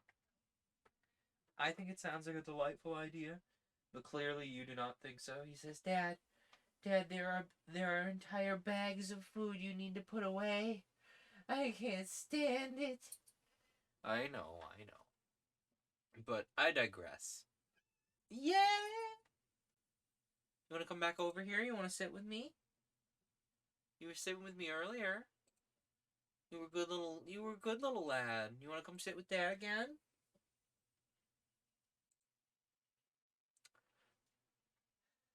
I think that silence means a no, unfortunately, gang. Um, I was telling a story and it completely left my brain. My sincerest apologies. Something about the hurdy-gurdy vinyl. I found it in a thrift store and I was like, oh, hurdy-gurdy. Raz can attest. She was she was on a Skype call with me while I was in the thrift store. Or did I get this in, uh, the Bay Area? No. I found this in Poulsbo. Or, no, Silverdale. So yeah, Raz was on the. Hey, Tobeans. Hey, buddy.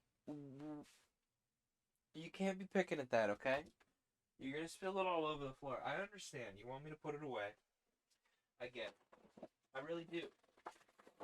You don't want me to leave the big bag of cat food out in the world. I get it. I understand. You have concerns. Same concerns that you use when you dig at the food bowl. I get it. You're worried. You're worried that something's gonna come up and steal all your food because we all know where it is. I understand, really. Well, I don't understand, to be fair. But the reason I don't understand is because I have a better understanding of the context, because I'm a human man with human brain meats. And you were just a little kitty cat. And while I do appreciate you have thoughts, there's only so many that fit in your brain, you know? Anyway, I was in Silverdale. I believe I was in Silverdale. Listen, I found this one either in Silverdale or in Oakland. Regardless of where I found it, Raz was present when I found it, whether that's digitally or physically. And she heard me go, oh, I know I've been saying I shouldn't buy so many vinyl, but look, and I held it up. And she went, oh, it's hurdy-gurdy, isn't it? She's like, oh, what is that? I can't, like, she must have been digital because she said, oh, I can't tell. I just see, like, a big white square. I'm like, it's hurdy-gurdy. And she's like, oh, no. And I'm like, yeah. She's like, no, you're gonna have to buy it, aren't you? I'm like, you're right, I'm gonna have to buy it. I was so excited to, like, I was just like deedle through my little vinyls, and it was like nothing interesting. It was all like old gospel records that clearly nobody wanted, which is usually what you tend to find at thrift stores. Old gospel and Catholic music, and depending on the location, sometimes you find like some weirdo's tub band that you can't believe got a vinyl pressing, or like, oh, there was one in Albuquerque that I was like, it was some, like, I looked it up and it was like early electronic noise band, such, like, to such a degree that they were like manipulating wires and voltages on a speaker. Magnus, buddy, I put that up there so you wouldn't do that. Like, and it did not sound good. Like, I am not usually averse to a good old fashioned noise band. I'm actually a big sucker. There's a couple of artists that kind of blur the line between chiptune and noise band that I actually really like. Um, but I digress. Like, it was not good. It was literally someone, like, you know those screeches sometimes you get when you plug something in the wrong way and it goes, like, the component is screaming. Yeah, that's what it sounded like. I'm sure that's somebody's taste, but there's a reason it was kicking around in a thrift store like it was. Anyway, in amongst all that, I was like, oh, yes, my thing. Like, I was so excited to have found this thing because I'm a little weirdo and I love the hurdy-gurdy. There's something about... What are you doing?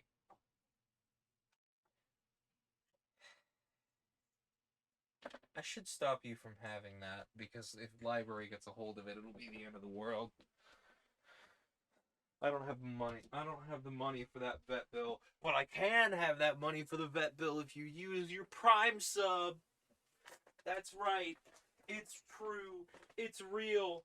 If you connect Amazon Prime with your Twitch account, they've changed the name of what this program's actually called like 6 times. But that doesn't matter. All you need to know is that if you connect your Twitch account to your Amazon Prime, you get a free Twitch sub, which you could use on me. I get $5. I think it's not actually $5 after it makes its way through the series of tubes, but I digress. You can donate $5 to the stream for free. It's pretty sick. You also get like a bunch of other stuff. Like, you get a bunch of free video games and like a bunch of free codes for like freebies for a bunch of weird little video games.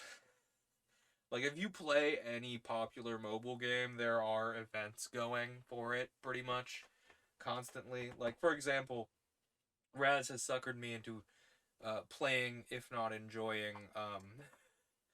Well, she suckered me into playing it. I am the one who suckered myself into enjoying it. Genshin Impact, for example, and there's pretty consistently once a month an event for Genshin Impact. Like, oh yeah, you get X amount of currency for video game, and like World of Tanks is the other really big one. You get stuff for it, and like you get free video games every now and again. There's definitely a few of the games in the free catalog that I have been resisting the urge to play on stream for a long time. I digress. The whole point is, it's worth it, and you get my cute emotes, which include, but are not limited to, these beautiful emotes done by Razmatazik of Library and Magnus.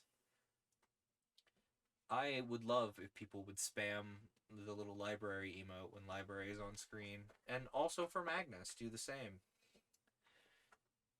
Anyway, I've gotten very thoroughly distracted. Let's get back to the book. You know, that book we were reading, like, you know, a billion years ago at this point? Let's get back to that book we were reading and dive into chapter 5. Question. What with the physical shocks incidental to my first interview with Professor Challenger, and the mental ones which accompanied the second, I was a somewhat demoralized journalist by the time I found myself in Enmore Park once more. In my aching head, the one thought was throbbing that there was really truth in this man's story, that it was of tremendous consequence, that it would work up into an inconceivable copy for the Gazette when I could obtain permission to use it.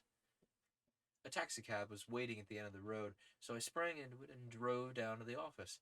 Mr. McArdle was at his post as usual. Well, what may it run to? I'm thinking, young man, you've been in the wars. Don't tell me he assaulted you. Well, we had a little difference at first. What a man it is, what'd you do? Well, he became more reasonable and we had a chat. I got nothing out of him. Well, nothing for publication, anyhow. I'm not so sure about that. You got a black eye out of him, that's for publication. Can't have this reign of terror, Mr. Malone. You must bring the man to his bearings. I'll have a leaderette on him tomorrow that'll raise a blister. Just give me the material, I'll engage to brand the fellow forever. Professor Munchausen, how's that for an inside handle? And Sir John Mandeville Revidius. Cagliostro, all the impostors and bullies in history. I'll show him up by the fraud that he is. I wouldn't do that, sir. Why not? He's not a fraud at all. What? You don't mean to say you really believe that stuff of his about mammoths and mastodons and great sea serpents? Well, I don't know about all that, but I don't think he makes any claims of that kind. I do believe he's got something new, at least. I wish you could see what Magnus is doing right now. He's painted himself into a corner. I set a box on the chair, and Magnus jumped up onto the top of the chair, and he has been struggling the whole time I've been reading to get down from the chair. You need some help? Magnus. Sweet boy. Hey. Look at Dad. Hi. You need some help getting down? No, I'm pretty comfy up here. Okay. You just yell if you need help down. Anyway. I don't know about that. I don't think he makes any claims of that kind. I believe he's got something new at the very least. And for heaven's sake, man, write it up.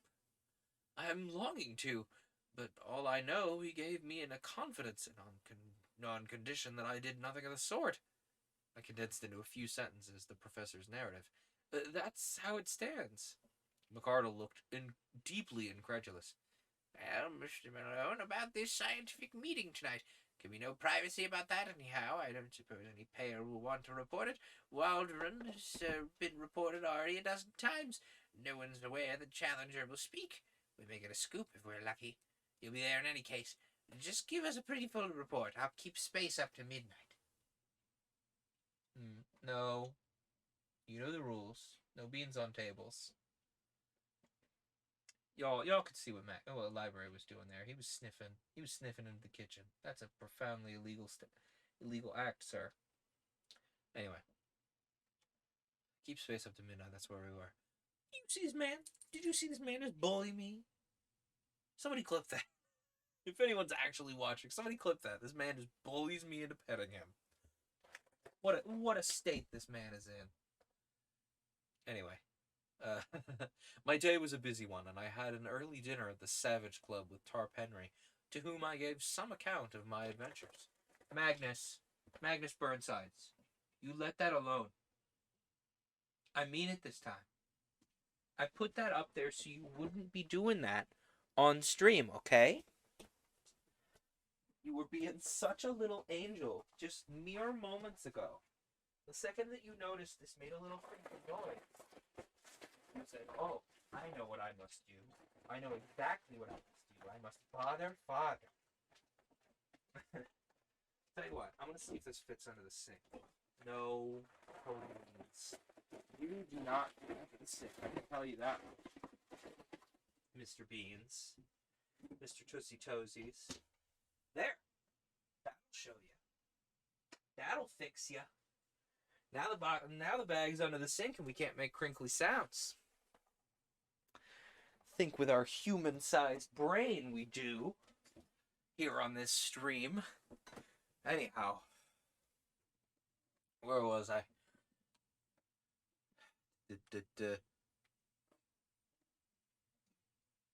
My day was a busy one, and I had an early dinner at the Savage Club with Tarp Henry, to whom I gave some account of my adventures. He listened with a skeptical smile on his gaunt face, and roared with laughter on hearing that the professor had convinced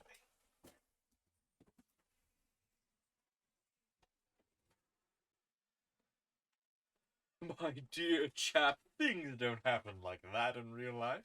People don't stumble upon enormous discoveries, then lose their evidence. Leave that to the novelists. The fellow's full of tricks as the monkey house of the zoo. It's all bosh. But the American poet never existed. I saw his sketchbook, Challenger's sketchbook. You think he drew that animal? Of course he did. Who else? The photographs. There was nothing in the photographs. By your own admission, you only saw a bird. A pterodactyl. That's what he says. He put the pterodactyl into your head. Very simple. The bones, then. First one out of an Irish stew, second one vamped up for the occasion. If you're clever and know your business, you can fake a bone as easily as you can fake a photograph. I began to feel uneasy. Perhaps, after all, I'd been premature in my acquiescence. Then I had a sudden happy thought. Will you come to the meeting? Tarp Henry looked thoughtful. He's not a popular person, the genial challenger. A lot of people have accounts to settle with him. I should say that he's the best hated man in London. If the medical students turn out, there'll be no end of a rag. I don't want to get into a bear garden, you know. You might at least do him the justice to hear him state his own case. Well, perhaps it's only fair. All right, I'm your man for the evening. When we arrived at the hall, we found a much greater concourse than I expected. A line of electric broughams discharged their cargoes of white-bearded professors, while the dark steam of humbler pedestrians, who crowded through the arched doorway, showed that the audience would be popular as well as scientific. Indeed, it became evident to us that as soon as we'd taken our seats, that a youthful and even boyish spirit was abroad in the gallery and the back portions of the hall. Looking behind me, I could see rows of faces of familiar medical student types. Apparently, the great hospitals had each sent down their contingent. The behavior of the audience at present was good-humored but mischievous. Scraps of popular songs were chorused with an enthusiasm which was a strange prelude to a scientific lecture, and there was already a tendency to personal chaff, which promised a jovial evening to others, however embarrassing it might be to be the recipients of those dubious honors. Thus, when old Professor Meldrum, with his well-known curly-brimmed opera hat, appeared upon the platform, there was such a universal query of, "Where did you get that tile?" that he hurriedly removed it and concealed it furtively under his chair. When gouty Professor Wadley limped down to his seat, there were general affectionate inquiries from all parts of the hall as to the exact state of his poor toe, which caused him obvious embarrassment.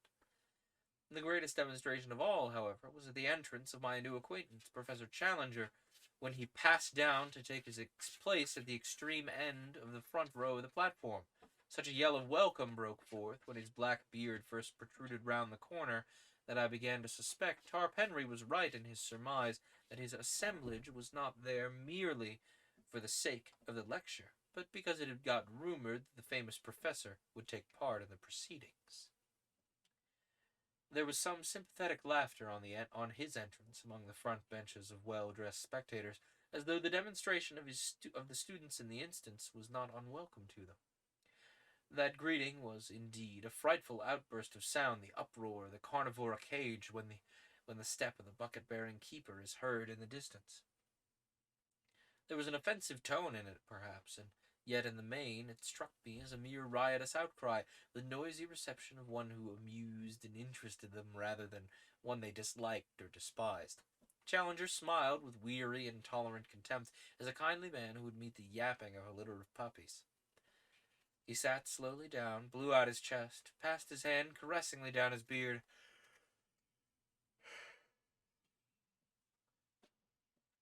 and looked with drooping eyelids and supercilious eyes at the crowded hall before him. The uproar of his advent had not yet died away when Professor Ronald Murray, the chairman, and Mr. Waldron, the lecturer, threaded their way to the front, and the proceedings began.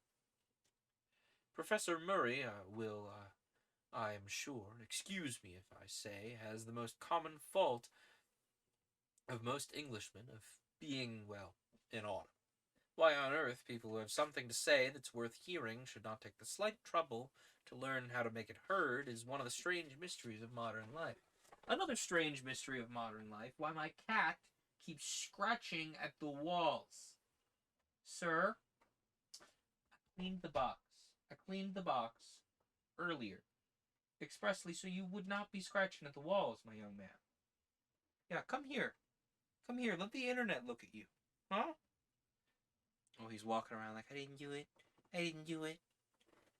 it, Dad, I promise. No, everyone could hear you. Come here. Come here. Let the internet look at you, huh? I mean, I didn't mean you, library, but I appreciate the appearance. Look at this man. This man right here. Scritching at the walls for no apparent reason. He's going stir crazy in here. No, he's just bored. He just wants me to give him something to do. Aren't ya? Aren't ya? Oh, he's about to do it again. Look at him. He's settling down. He's ready for it. Aren't ya? Yeah. Yeah, you give me that look. You just sit in front of the heater, huh? That's a good spot for you. Just don't go scratching to the walls anymore, man. You've been driving me nuts with it all day. I forgot to do the box this morning, and I did it before stream, so it wouldn't bother you no more. Local man loses his mind talking to his cat. Where was I? Slight trouble of a strange mystery of modern life. That's where we were. Their methods are as reasonable as to try to pour through some of the precious stuff from the spring to the reservoir through a non-conducting pipe, which could by the least effort be opened. Professor Murray made several profound remarks to his white tie and to the water carafe upon the table, with a humorous twinkling aside to the silver candlestick upon his right. Oh, okay. Yeah, you want to be picked up. That's what you're telling me. Come here. Come here. You wanted to be picked up. That's what you're telling me with those stretchies. Come here. Come here. Come here, Mr. Man. You were so insistent. He said, pick me up. Pick me up. Pick me up. That's what he said with the little scratches on the wall. He said, pick me up. Pick me up. Yeah. And so I did. I picked him up. Pick me up. Pick me up. Huh? Thank you for your input. Do you have anything to say to the internet? Or should I just touch your beans? Oh, yeah? Yeah, huh? Mm-hmm. Yeah. Mm-hmm. You have any more to state your case? Mm-hmm. Yeah, well... Uh-huh. What else, then? Mm-hmm. What else? Ow! Ow! You don't gotta stab me. Okay, okay, okay. Yeah, go hassle whatever was making that noise. Sounds like something's making noise up there that shouldn't be. Is it a breeze? Is it a visitor? Go check. Now I'm a little worried. Oh, it's just library. He probably noticed it was library. He's like, alright, yeah, that's no fun. Keep him around. Oh, love my cats so much. They make so much work for me. But they also keep me a responsible adult sometimes. Anyway, this incredibly great description of this man.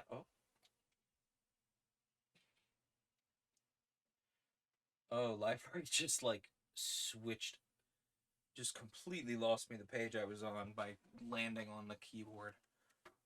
There we were. This is so good. This is some great description of this man. Professor Murray made several profound remarks to his white tie and to the water carafe upon the table, with a humorous twinkling aside to the silver candlestick upon his right. And then he sat down, and Mr. Waldron, the famous popular lecturer, rose amid a general murmur of applause. He was a stern, gaunt man with a harsh voice and an aggressive manner, but he had the merit of knowing how to assimilate the ideas of other men, and to pass them on in a way which was intelligible and even entertaining to the lay public, with a happy knack of being funny about the most unlikely objects, so that the precession of the equinox or the formation of a vertebrate became a highly luminous process as treated by him. So a John Green, a Hank Green, is my immediate modern context. You know, he's jovial, he's pleasant to be around, he brings a pleasant ease to the things he describes. You know, a Carl Sagan type, if you will. It was a bird's-eye view of creation, as interpreted by science, which, in language always clear and sometimes picturesque, he unfolded before us. He told us of the globe, a huge mass of flaming gas flaring through the heavens. Then he pictured the solidification, the cooling, the wrinkling which formed the mountains, the steam which turned to water, the slow preparation of the stage upon which was to be played the inexplicable drama of life. On the origin of life itself he was discreetly vague. That the germs of it could hardly have survived the original roasting was, he declared, fairly certain. Therefore it had come later. Had it built itself out of the cooling, inorganic elements of the globe? Very likely. Had the germs of it arrived from outside upon a meteor? It was hardly conceivable. On the whole, the wisest man was the least dogmatic upon the point. We could not, or at least we had not succeeded up to the date, in making organic life in our laboratories out of our inorganic materials. The gulf between the dead and the living was something which our chemistry could not as yet bridge, but there was a higher and subtler chemistry of nature, which, working with great forces over long epochs, might produce results which were impossible for us. There the matter must be left.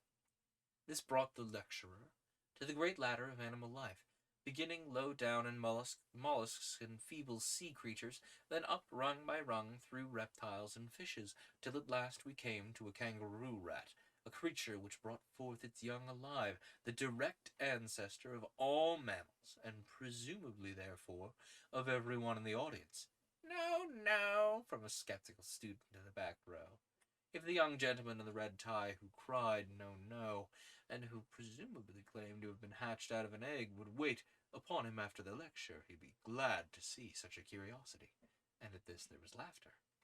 It was strange to think that the climax of all the age-long processes of nature had been the creation of that gentleman in the red tie, but had the process stopped? Was this gentleman to be taken as the final type, the be-all, end-all of development?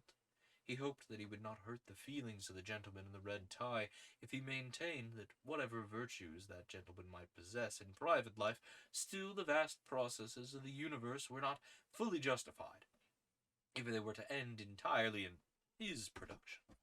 Evolution was not a spent force, but indeed one still working, and even greater achievements were in store. Having thus, amid a general titter, played very prettily with his interrupter, the lecturer went back to his place of the past.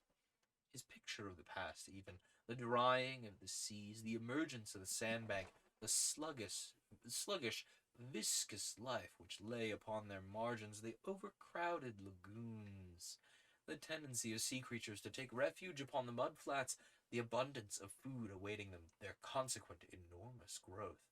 Hence, ladies and gentlemen, he added, that frightful brood of saurians, which still affright our eyes when seen in the Wealden or the Solenhofen slates, but which were fortunately extinct long before the first appearance of mankind upon this planet. Question? Boomed a voice from the platform. Mr. Waldron was a strict disciplinarian with a gift of acid humor, as exemplified upon the gentleman with the red tie, which made it so perilous to interrupt him. But this interjection appeared to him so absurd, he was at a loss how to deal with it. So too looks the Shakespearean who's confronted by a rancid Baconian, or the astronomer who's assailed by a flat earth fanatic.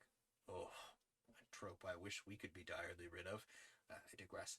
He paused for a moment, and then raising his voice, repeated slowly the words, which were extinct before the coming of man. Question? Boomed the voice once more. Waldron looked with amazement along the line of professors upon the platform until his eyes fell upon the figure of Challenger, who was leaned back in his chair with closed eyes and an amused expression as if he were smiling in his sleep. I see, said Waldron with a shrug. It's my friend, Professor Challenger. And amid laughter he renewed his lecture as if this was a final explanation and no more need be said. But the incident was far from being closed. Whatever path the lecturer took amid the wilds of the past seemed invariably to lead him to some assertion as to extinct or prehistoric life, which instantly brought the same bull's bellow from the professor. The audience began to anticipate it and to roar with delight when it came. The packed benches of students joined in, and every time Challenger's beard opened before any sound could come forth, there was a yell of "Question!" from 100 voices, and an answering counter cry of "Order!" and "Shame!" from many more. Waldron, though a hardened lecturer and a strong man, became rattled by this. He hesitated, stammered, repeated himself, got snarled in a long sentence, and got snarled in a long sentence, and finally turned furiously upon the cause of his troubles.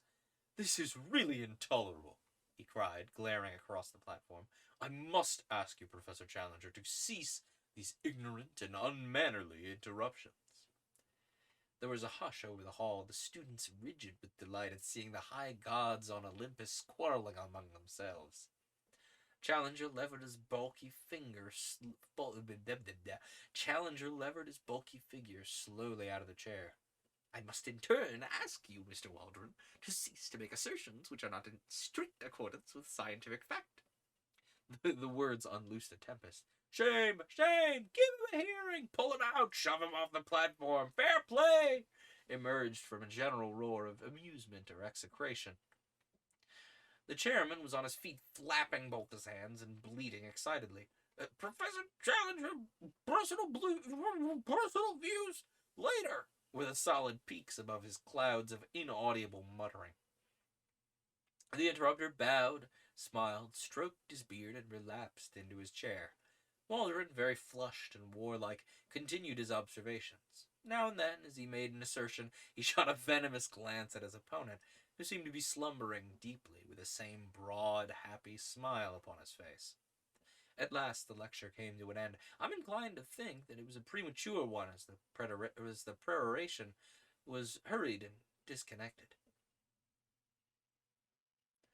The thread of the argument had been rudely broken, and the audience was restless and expectant. Waldron sat down, and after a chirrup from the chairman, Professor Challenger rose and advanced to the edge of the platform. In the interest of my paper, I took down his speech verbatim. "Ladies and gentlemen," he began, amid a sustained interruption from the back. "I beg pardon. Ladies, gentlemen, and children. I must apologize. I inadvertently omitted a considerable section of this audience, you see." Tumult, during which the professor stood with one hand raised and his enormous head nodding sympathetically, as if he were bestowing a pontifical blessing upon the crowd.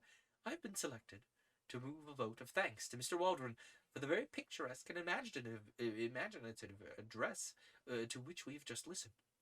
There are points in it with which I disagree. It's been my duty to indicate them as they arose, but nonetheless, Mr. Waldron has accomplished his object well, that object being to give a simple and interesting account of what he conceives to have been the history of our planet. Popular lectures are the easiest to listen to, but Mr. Waldron," here he beamed and blinked at the lecturer, "will excuse me when I say that they are necessarily both superficial and misleading, since they have to be graded to the comprehension of an ignorant audience." Ironical cheering at this. "Popular lecturers are in their nature parasitic," an angry gesture of protest from Mr. Waldron. "They exploit for fame or cash the work which has been done by their indigent and unknown brethren. One smallest new fact obtained in the laboratory, one brick built into the temple of science, far outweighs any second-hand exposition which passes but an idle hour, but can leave no useful result behind it. I put forward this obvious reflection, not out of any desire to disparage Mr. Waldron in particular, but that you may not lose your sense of proportion and mistake the acolyte for the high priest." At this point, Mr. Waldron whispered to the chairman, who half rose and said something severely to his water carafe. "But enough of this." Loud and prolonged cheers. "Let me pass to some subject of wider interest. What is the particular point upon which I, as an original investigator, have challenged our lecturer's accuracy? Is it upon the permanence of certain types of animal life upon the earth? Yes, it's upon the permanence of certain types of animal life upon the earth. I do not speak upon this subject as an amateur, nor, may I add, as a popular lecturer, but I speak as one whose scientific conscience compels him to adhere closely to the facts, when I say that Mr. Waldron is very wrong in supposing that because he's never seen himself a so-called prehistoric animal, therefore these creatures no longer exist. They are, indeed, as he has said, our ancestors, but if they are, if I may use the expression, our contemporary ancestors, who can still be found with all their hideous and formidable characteristics, if one but has the energy and hardihood to seek their haunts, creatures which are supposed to be Jurassic, monsters who would hunt down and devour our largest and fiercest mammals still exist. Cries of "Bosh! Prove it! How do you know? Question!" How do I know, you ask me? I know because I've visited their secret haunts. I know because I've seen some of them. Applause, uproar, and a voice. Liar! Am I a liar? General, hearty, and noisy assent. Did I hear someone say that I was a liar? Will the person who called me a liar kindly stand up that I may know him? A voice. Here he is, sir!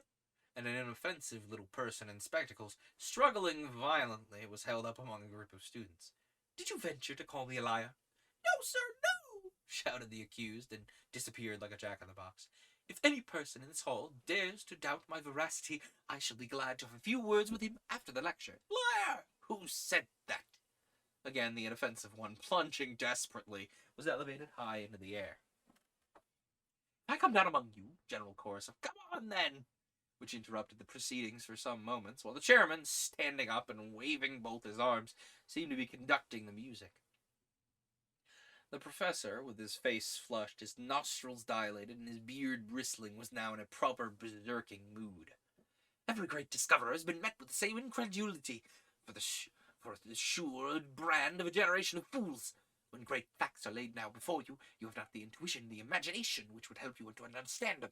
You only throw mud at the men who have risked their lives to open new fields to science. You persecute the prophets Galileo, Darwin, and I.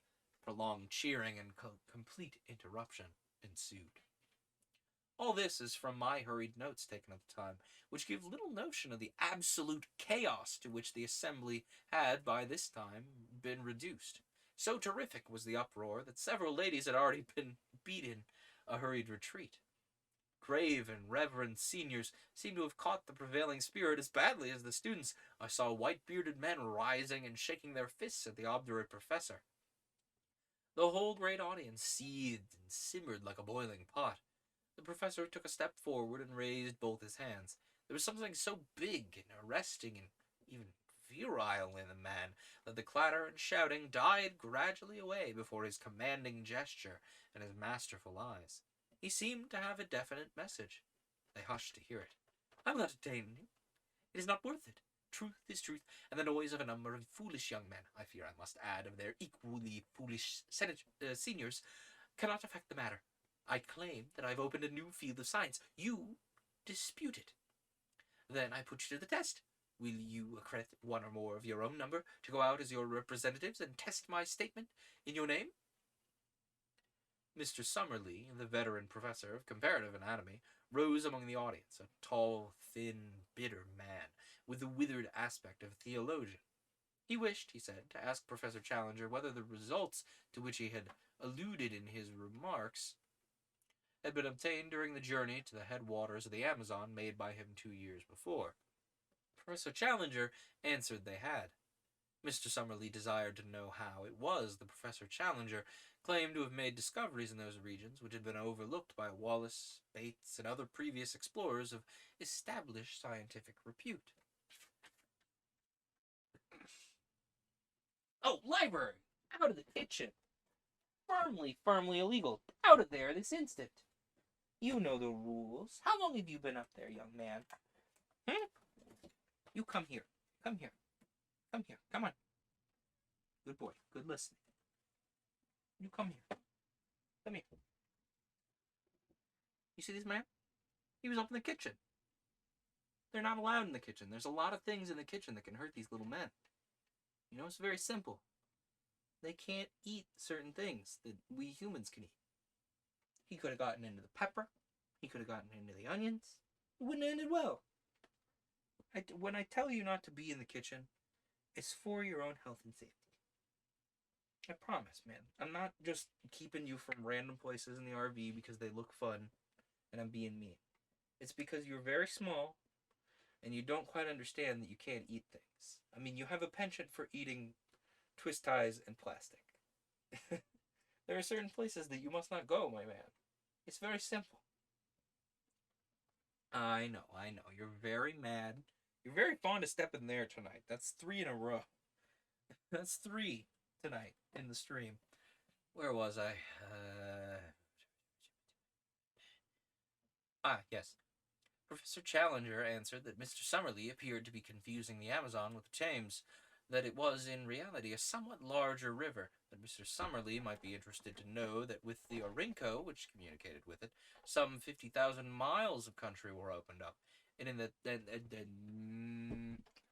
can you guys you guys have just been going through phases tonight of being really good and then really bad. He's trying to get the sound treatment I have hung up now. Why must you do this to me, sir? I know, you're very interested, they look like fun, but don't pull them down. I promise it's not worth it. 50,000 miles of country were opened up, and in that so vast a space, it was not impossible for one person to find what another had missed. No, off the records. I can't really fault them for that one, to be fair. That's a new rule. You know, I can't, yeah, I'll admit it, Magnus. I can't really fault you for being confused about me chasing you off the records, because there used to be, like, a little area where they could stand and only have, like, 1 or 2 of their feet on the records, and it was fine, but now there's not. So, I get it. They're a little confused about that one. I'll give them that one. Mr. Summerlee declared, with an acid smile, that he fully appreciated the difference between the Thames and the Amazon, which lay in the fact that any assertion about the former could be tested, while about the latter it could not. He would be obliged if Professor Challenger would give the latitude and longitude of the country in which these prehistoric animals were to be found. Professor Challenger replied that he reserved such information for good reasons of his own, but would be prepared to give it with proper precautions to a committee chosen from the audience. Would Mr. Summerlee serve on such a committee, test his story in person? Mr. Summerlee said, "Yes, I will," and there was a great cheer from the audience. Professor Challenger then, I will guarantee that I will place in your hands such material as will enable you to find your way. It is only right, however, since Mr. Summerlee goes to check my statement, that I should have 1 or more with him who may check his. I will not disguise from you that there are difficulties and dangers. Mr. Summerlee will need a younger colleague. Mightn't I ask for volunteers? It is thus that the great crisis of a man's life springs out at him. Could I have imagined, when I entered that hall, that I was about to pledge myself to a wider adventure than ever had come to me in my dreams? But Gladys, was it not the very opportunity of which she spoke? Gladys would have told me to go. I sprung to my feet. I was speaking, yet I prepared no words. Tarp Henry, my companion, was plucking at my skirts, and I heard him whispering, "Sit down, Malone. Don't make a public ass of yourself." At the same time, I was aware that a tall, thin man with dark, gingery hair a few seats in front of me was also upon his feet. He glared back at me with hard, angry eyes, but I refused to give way. "I will go, Mr. Chairman," I kept repeating over and over again. "Name! Name!" cried the audience. "My name is Edward Dunn Malone. I'm a reporter from the Daily Gazette, claimed to be an absolutely unprejudiced witness." "What is your name, sir?" the chairman asked of my tall rival. "I am Lord John Roxton. I've already been up the Amazon. I know all the ground. I have special qualifications for this investigation." Lord John Roxton's reputation as a sportsman and as a traveller is, of course, world famous. At the same time, it would certainly be as well to have a member of the press upon such an expedition.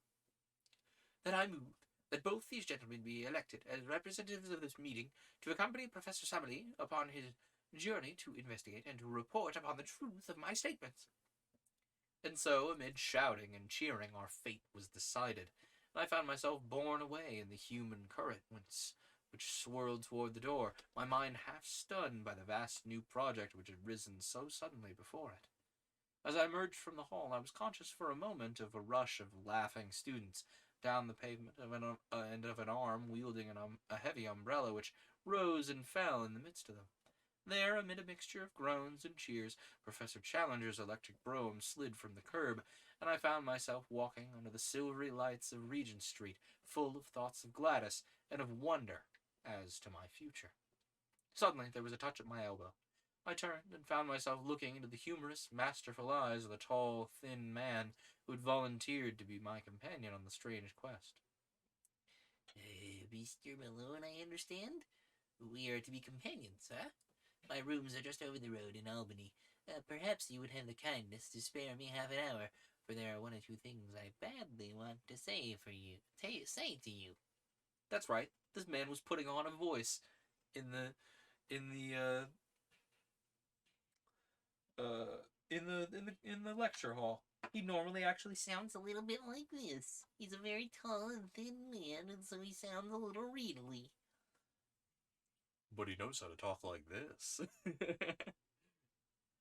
I mean, really, I can do it. Why can't he? Anyway. I'm having fun with this book. This is a good one.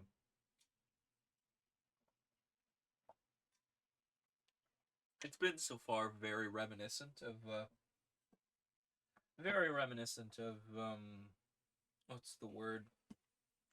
Very reminiscent of Journey to the Center of the Earth, what I remember faintly of Journey to the Center of the Earth. You know, kind of the same sort of, oh, there's an area that has prehistoric lads, and we've never been there. Oh, wow. It's not bad at all, honestly.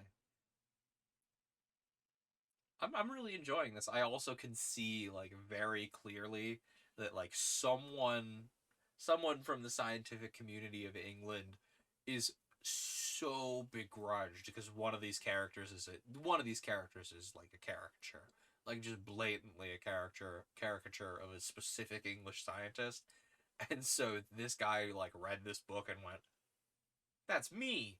I'm being painted in an unflattering light, and I won't have it." Who it was mentioned in the beginning of the book, but which character is doing this, we'll have to figure out another time. Anyway, let's continue. We've got time for at least one or two more chapters, I think. Let's dive into chapter 6. I was the flail of the Lord. Lord John Roxton and I turned down Vigo Street together, and through the dingy portals of the famous let's try this again. Lord John Roxton and I turned down Vigo Street together, and through the dingy portals of the famous aristocratic rookery.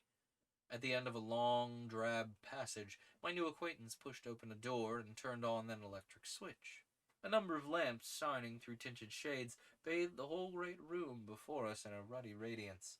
Standing in the doorway and glancing round me, I had a general impression of extraordinary comfort and elegance combined with an atmosphere of masculine virility.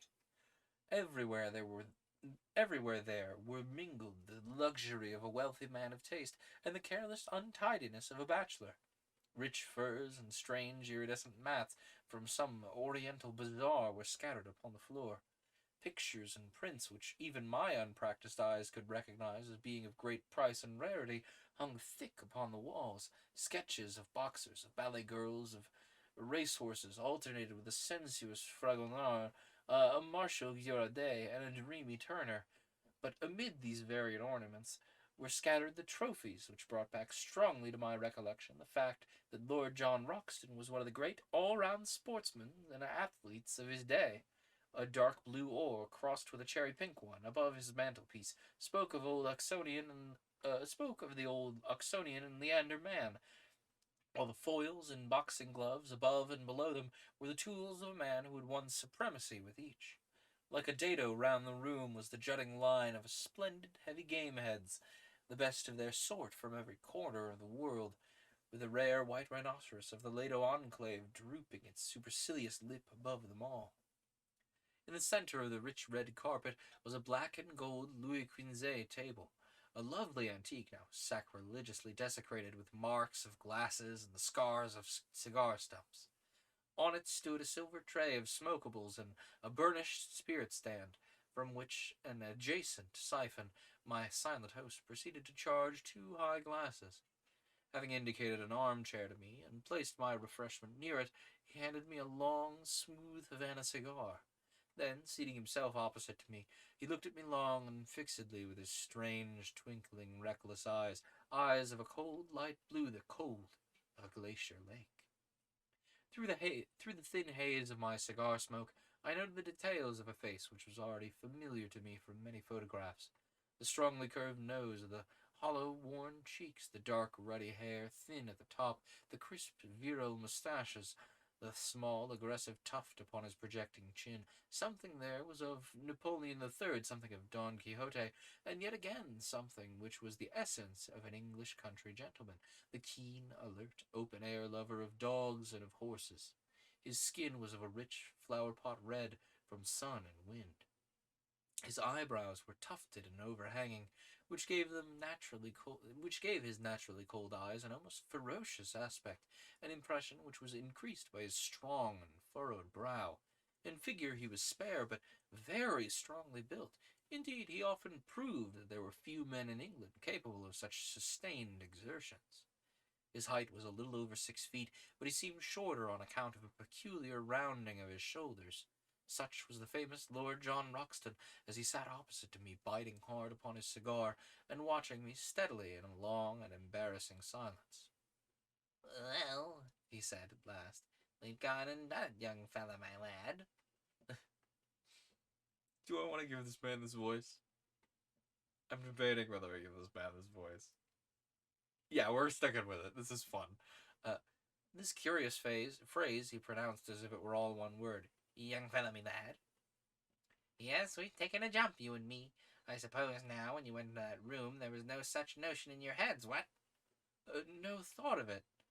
"The same here. No thought of it. And here we are, up to our necks in the tureen. Why, I've only been back there 3 weeks from Uganda, and taken a place in Scotland, signed the lease and all.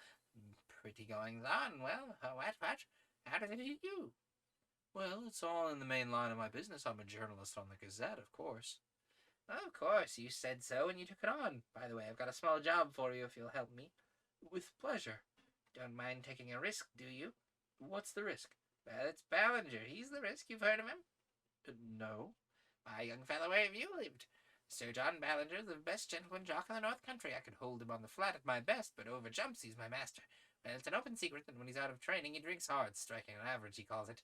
He's got delirium on Tuesday and's been raging like a devil ever since. He's rooms above this one. Doctors say that it's all up with the old dear unless some food's gotten into him, but as he lies in bed with a revolver on his coverlet, swears he'll put 6 of the best through anyone that comes near him. There's been a bit of a strike among the serving men. He's a hard nail, he's Jack, and a bit dead shot too, but you can't leave a Grand National winner to do like that, to die like that, what?" What do you mean to do that? "Well, my idea was that you and I could rush him, maybe dozing, and at the worst he could only wing one of us, and the other should have him. If we can get his bolster cover around his arms, and then phone up a stomach pump, we'll give the other supper of his life." It was a rather desperate business to come suddenly into one day's work. I don't think I'm a particularly brave man, mind you. I have an Irish imagination, which makes the unknown and the untried more terrible than they are. Don't I know it? On the other hand, I was brought up with such a horror of cowardice and the terror of such a stigma, I dare say I could have thrown myself over a precipice like a Hun in a history book, if my courage to do it were questioned. And yet it would surely be my pride and my fear, rather than courage, which should be my inspiration. Therefore, although every nerve in my body shrank from the whiskey-maddened figure I pictured in the room above, I still answered, as in careless a voice as I could command, that I was ready to go. Did y'all hear that? It sounded like a bird. Like a small bird. Like there was a little... I mean, there's been a lot of birds out today, but, like, it's late for a bird, isn't it? Anyway, this is very much like... I'm picturing a very, like, Marty McFly. You calling me yellow? You know. Or, like, I guess one of the older McFlys. You calling me yeller? Ain't nobody call me yeller. You know. Maybe I should give this man that accent. We'll see. I still answered in as careless a voice as I could command that I was ready to go. Some further remark of Lord Roxton's about the danger only made me irritable. Oh, talking won't make it any better. Come on. I rose from my chair, and he from his. Then, with a little confidential chuckle of laughter, he patted me 2 or 3 times on the chest, finally pushing me back into my chair. All right, Sonny, my lad, you'll do.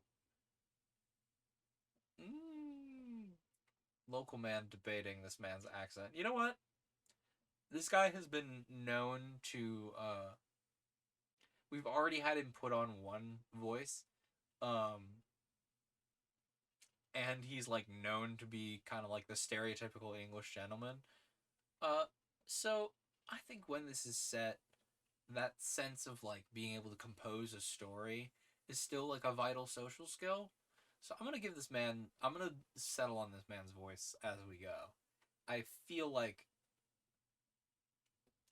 I have a voice in mind, but we'll see. All right, Sonny, my lad, you'll do, he said. I looked up in surprise. I saw after Jack Ballinger myself this morning. He blew a hole in the skirt of my kimono, bless his shaky old hand. Well, we got a jacket on him, and he has to be all right in a week. I say, young fella, I hope you don't mind, what? You see, between you and me, close tiled, I look on this South American business as a mighty serious thing. If I've got a pal with me, I want a man I can bank on. So I sized you down. I'm bound to say as you came well out of it. You see, it's all up to you and me here. This old Summerlee man will still want dry nursing from the first. By the way, are you up to any chance the Malone that's expected to get his rugby cap for Ireland?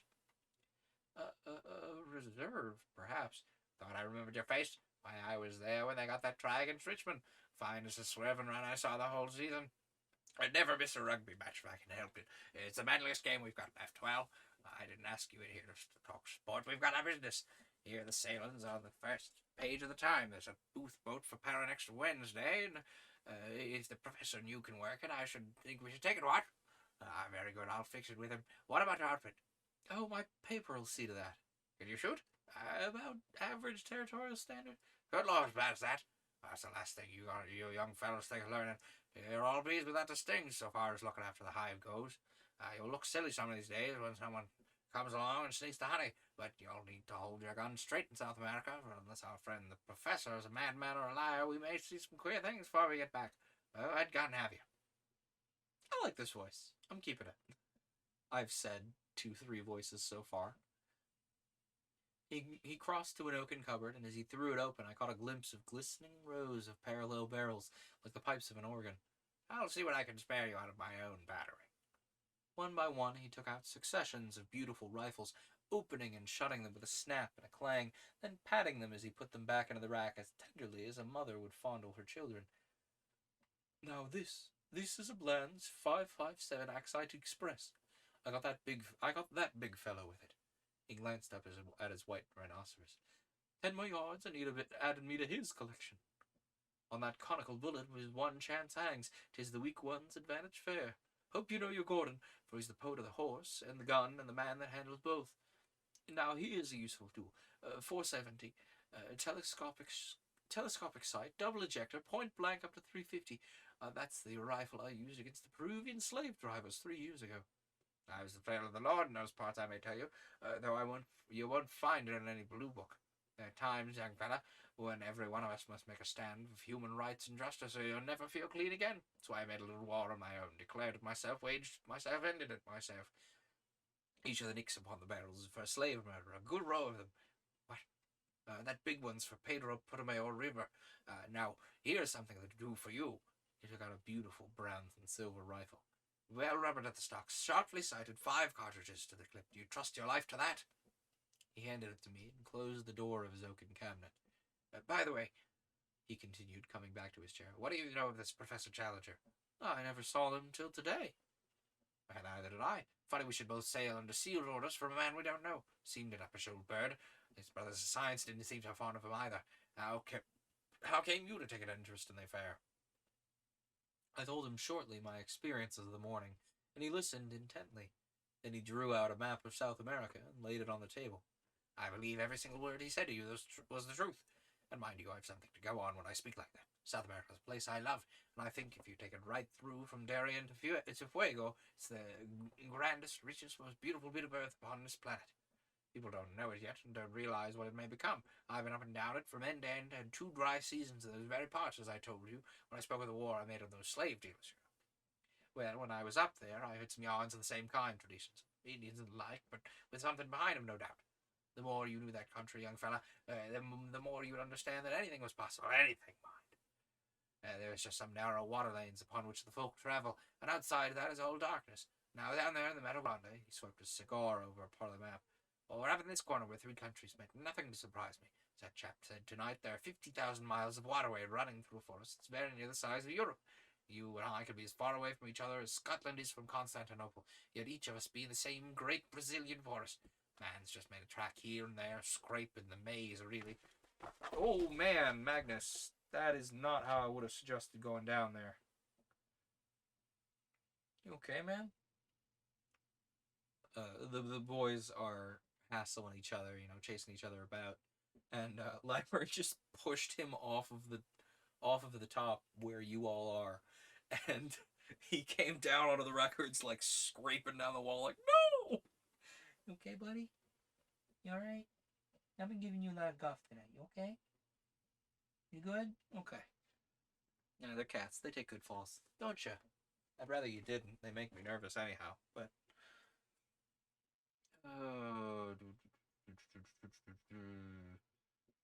scrape here and there in the maze. Why, the river rises and falls better part of 40 feet. Half the country's morass that you can't pass over. Why shouldn't something new and wonderful lie in such a country? Why shouldn't we be the men to find it out? Besides, his queer, gaunt face shining with delight as he spoke, there's sport and risk in every mile of it. I'm like an old golf ball I've had all the white paint knocked off me long ago. Life could whack me about now. Can't leave a mark. But a sporting risk, young fella. That's all part of the salt. So all the salt of our existence, you see. And that is worth living again. We're getting all a deal too soft and dull and comfy. Give me the great wastelands, the wide spaces. Gun in my fist, something to look for that's worth finding. I've tried war and steeplechasing and aeroplanes, but this new hunting of beasts that look like a lobster supper dreams, brand new sensation. He chuckled with glee at the prospect. Perhaps I've dwelt too long upon this new acquaintance, but he is to be my comrade for many a day, and so I've tried to set him down as I first saw him, with his quaint personality, his queer little tricks of speech and of thought. It was only the need of getting in the account of my meeting which drew me at last from his company. I left him seated among his pink radiance, oiling the lock of his favorite rifle.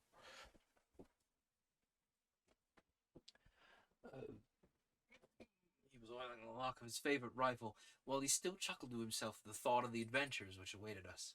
It was very clear to me that if dangers lay before us, I could not in all England have found a cooler head or a braver spirit with which to share them. That night, wearied as I was after the wonderful happenings of the day, I sat late with McArdle, the news editor, explaining to him the whole situation, which he thought important enough to bring next morning before the notice of Sir George Beaumont, the chief.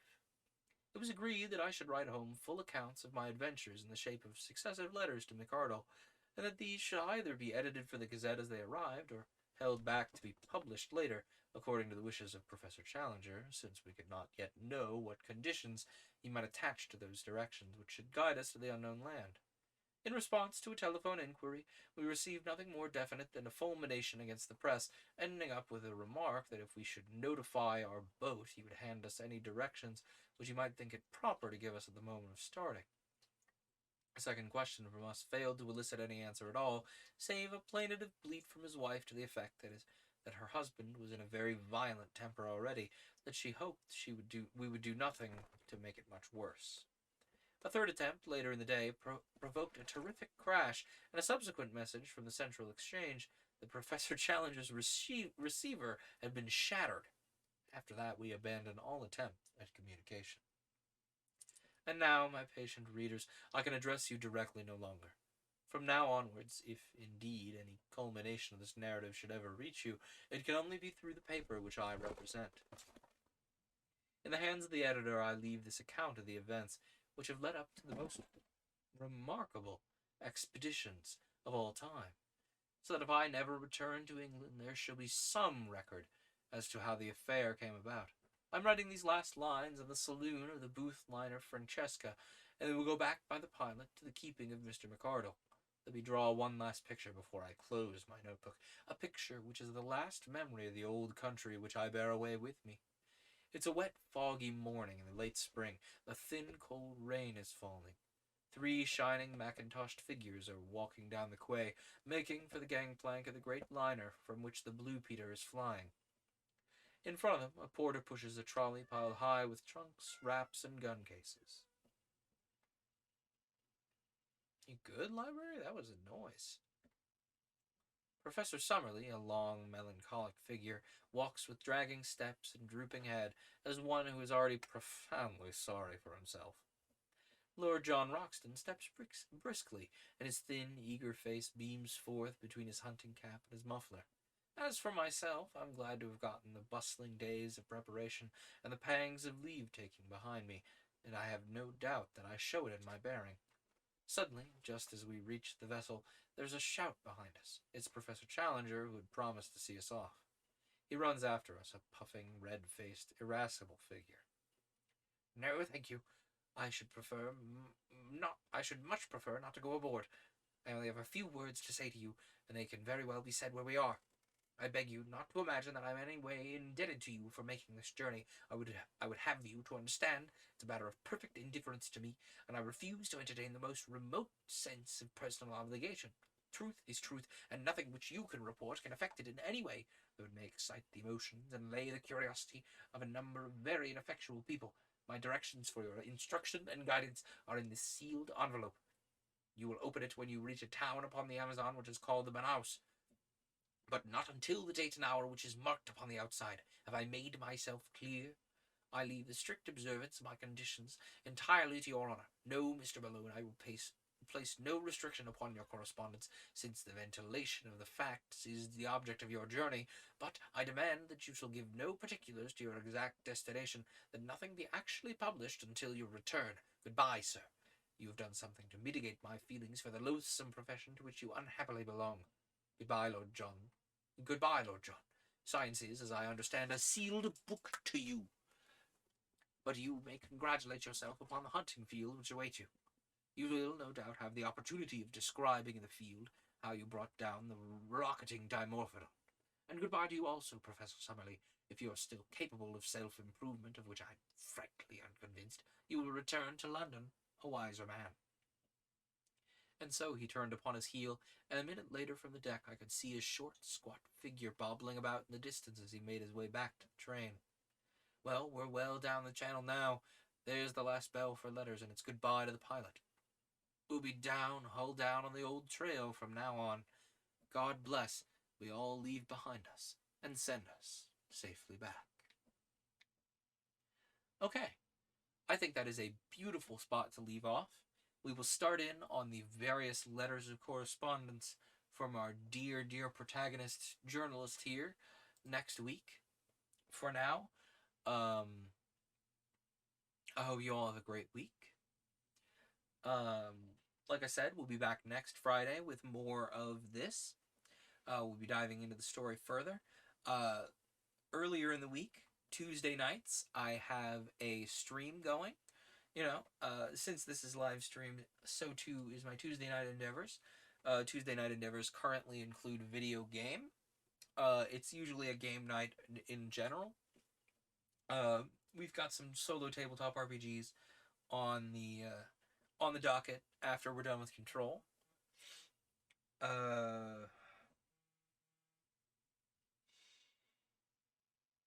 Brain loading.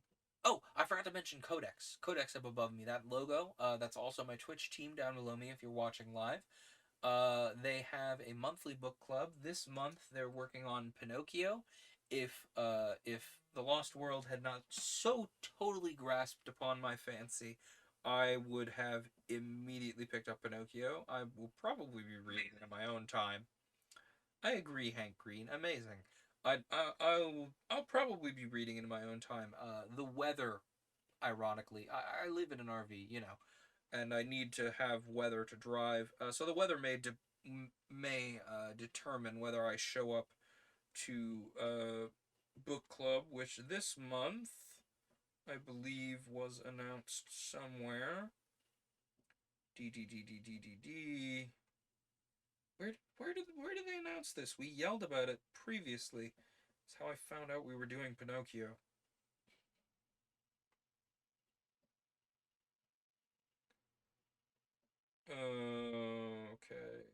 That's pinned messages. I'll search book club. Normally I look this up. Someone's doing a talk show. March 25th. March 25th is book club this month. As noted, 7 p.m. Eastern in the Codex Discord. They will be reading The Adventures of Pinocchio by Carlo Collodi. That is a Gutenberg book, so you can also go get it yourself if you would so choosing to read along.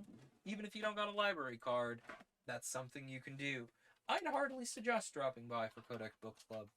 Even if I am not, even if I'm driving that weekend, I would heartily suggest dropping by. It's a really, there's a fascinating set of perspectives here that we have here in the Codex, and it leads to some really interesting discussions. There was the last one I had managed to make it to for scheduling reasons, mostly because I have to drive my house on the weekends, etc., etc. The last one I made was Flowers for Algernon, and that was fascinating. And I've poked my head in, I've lurked on the stream when it is feasible for me for several other books. It's really genuinely, fascinating, literary analysis. I am comfortable calling it literary analysis, and quite cognizant, quite coherent, cogent analyses as well. Analyses as well. They're great. I suggest it. I think I've yelled about the Codex. Speaking of Discords, I have a Discord while I'm promoting things. I so too have a Discord. You can come in to the Discord and yell about, you can post those pet pictures I told you to take while you were petting your pets for me. You can yell about what books I should choose for paper cuts, or yell about how the book's going. You can just yell about everything in general. There is a channel that I think the audience will really enjoy when they finally discover it exists, called Info Dump, where if you've accidentally gone on a wiki hole, link us sources up top and then just yell about the things you've been finding on the wiki. I'm shocked it has not seen more use, and also I've been resisting the urge to dump some of my temporary expertise into that channel. I think that's all my things. Once again, in a nutshell, more of this book next week on Friday. Tuesday of next week we're going to continue to play Control until we finish that up, and then probably a later Tuesday we will be playing a new tabletop RPG. That's it in a nutshell. If you want to catch up on things, I have a YouTube. If I can type, that is. I have a YouTube channel. It's where all the VODs go when they disappear from Twitch. I have a TikTok if you're really feeling up to short video for some reason. I know some people's tastes run a little closer to short form than mine do, but it exists. It's clips from stream. If you like this, you're gonna like the TikToks, I think. I think that's all my ducks. I think I've gotten all of my self-promotion out. And so I will say, this has been Paper Cuts, and I hope it didn't.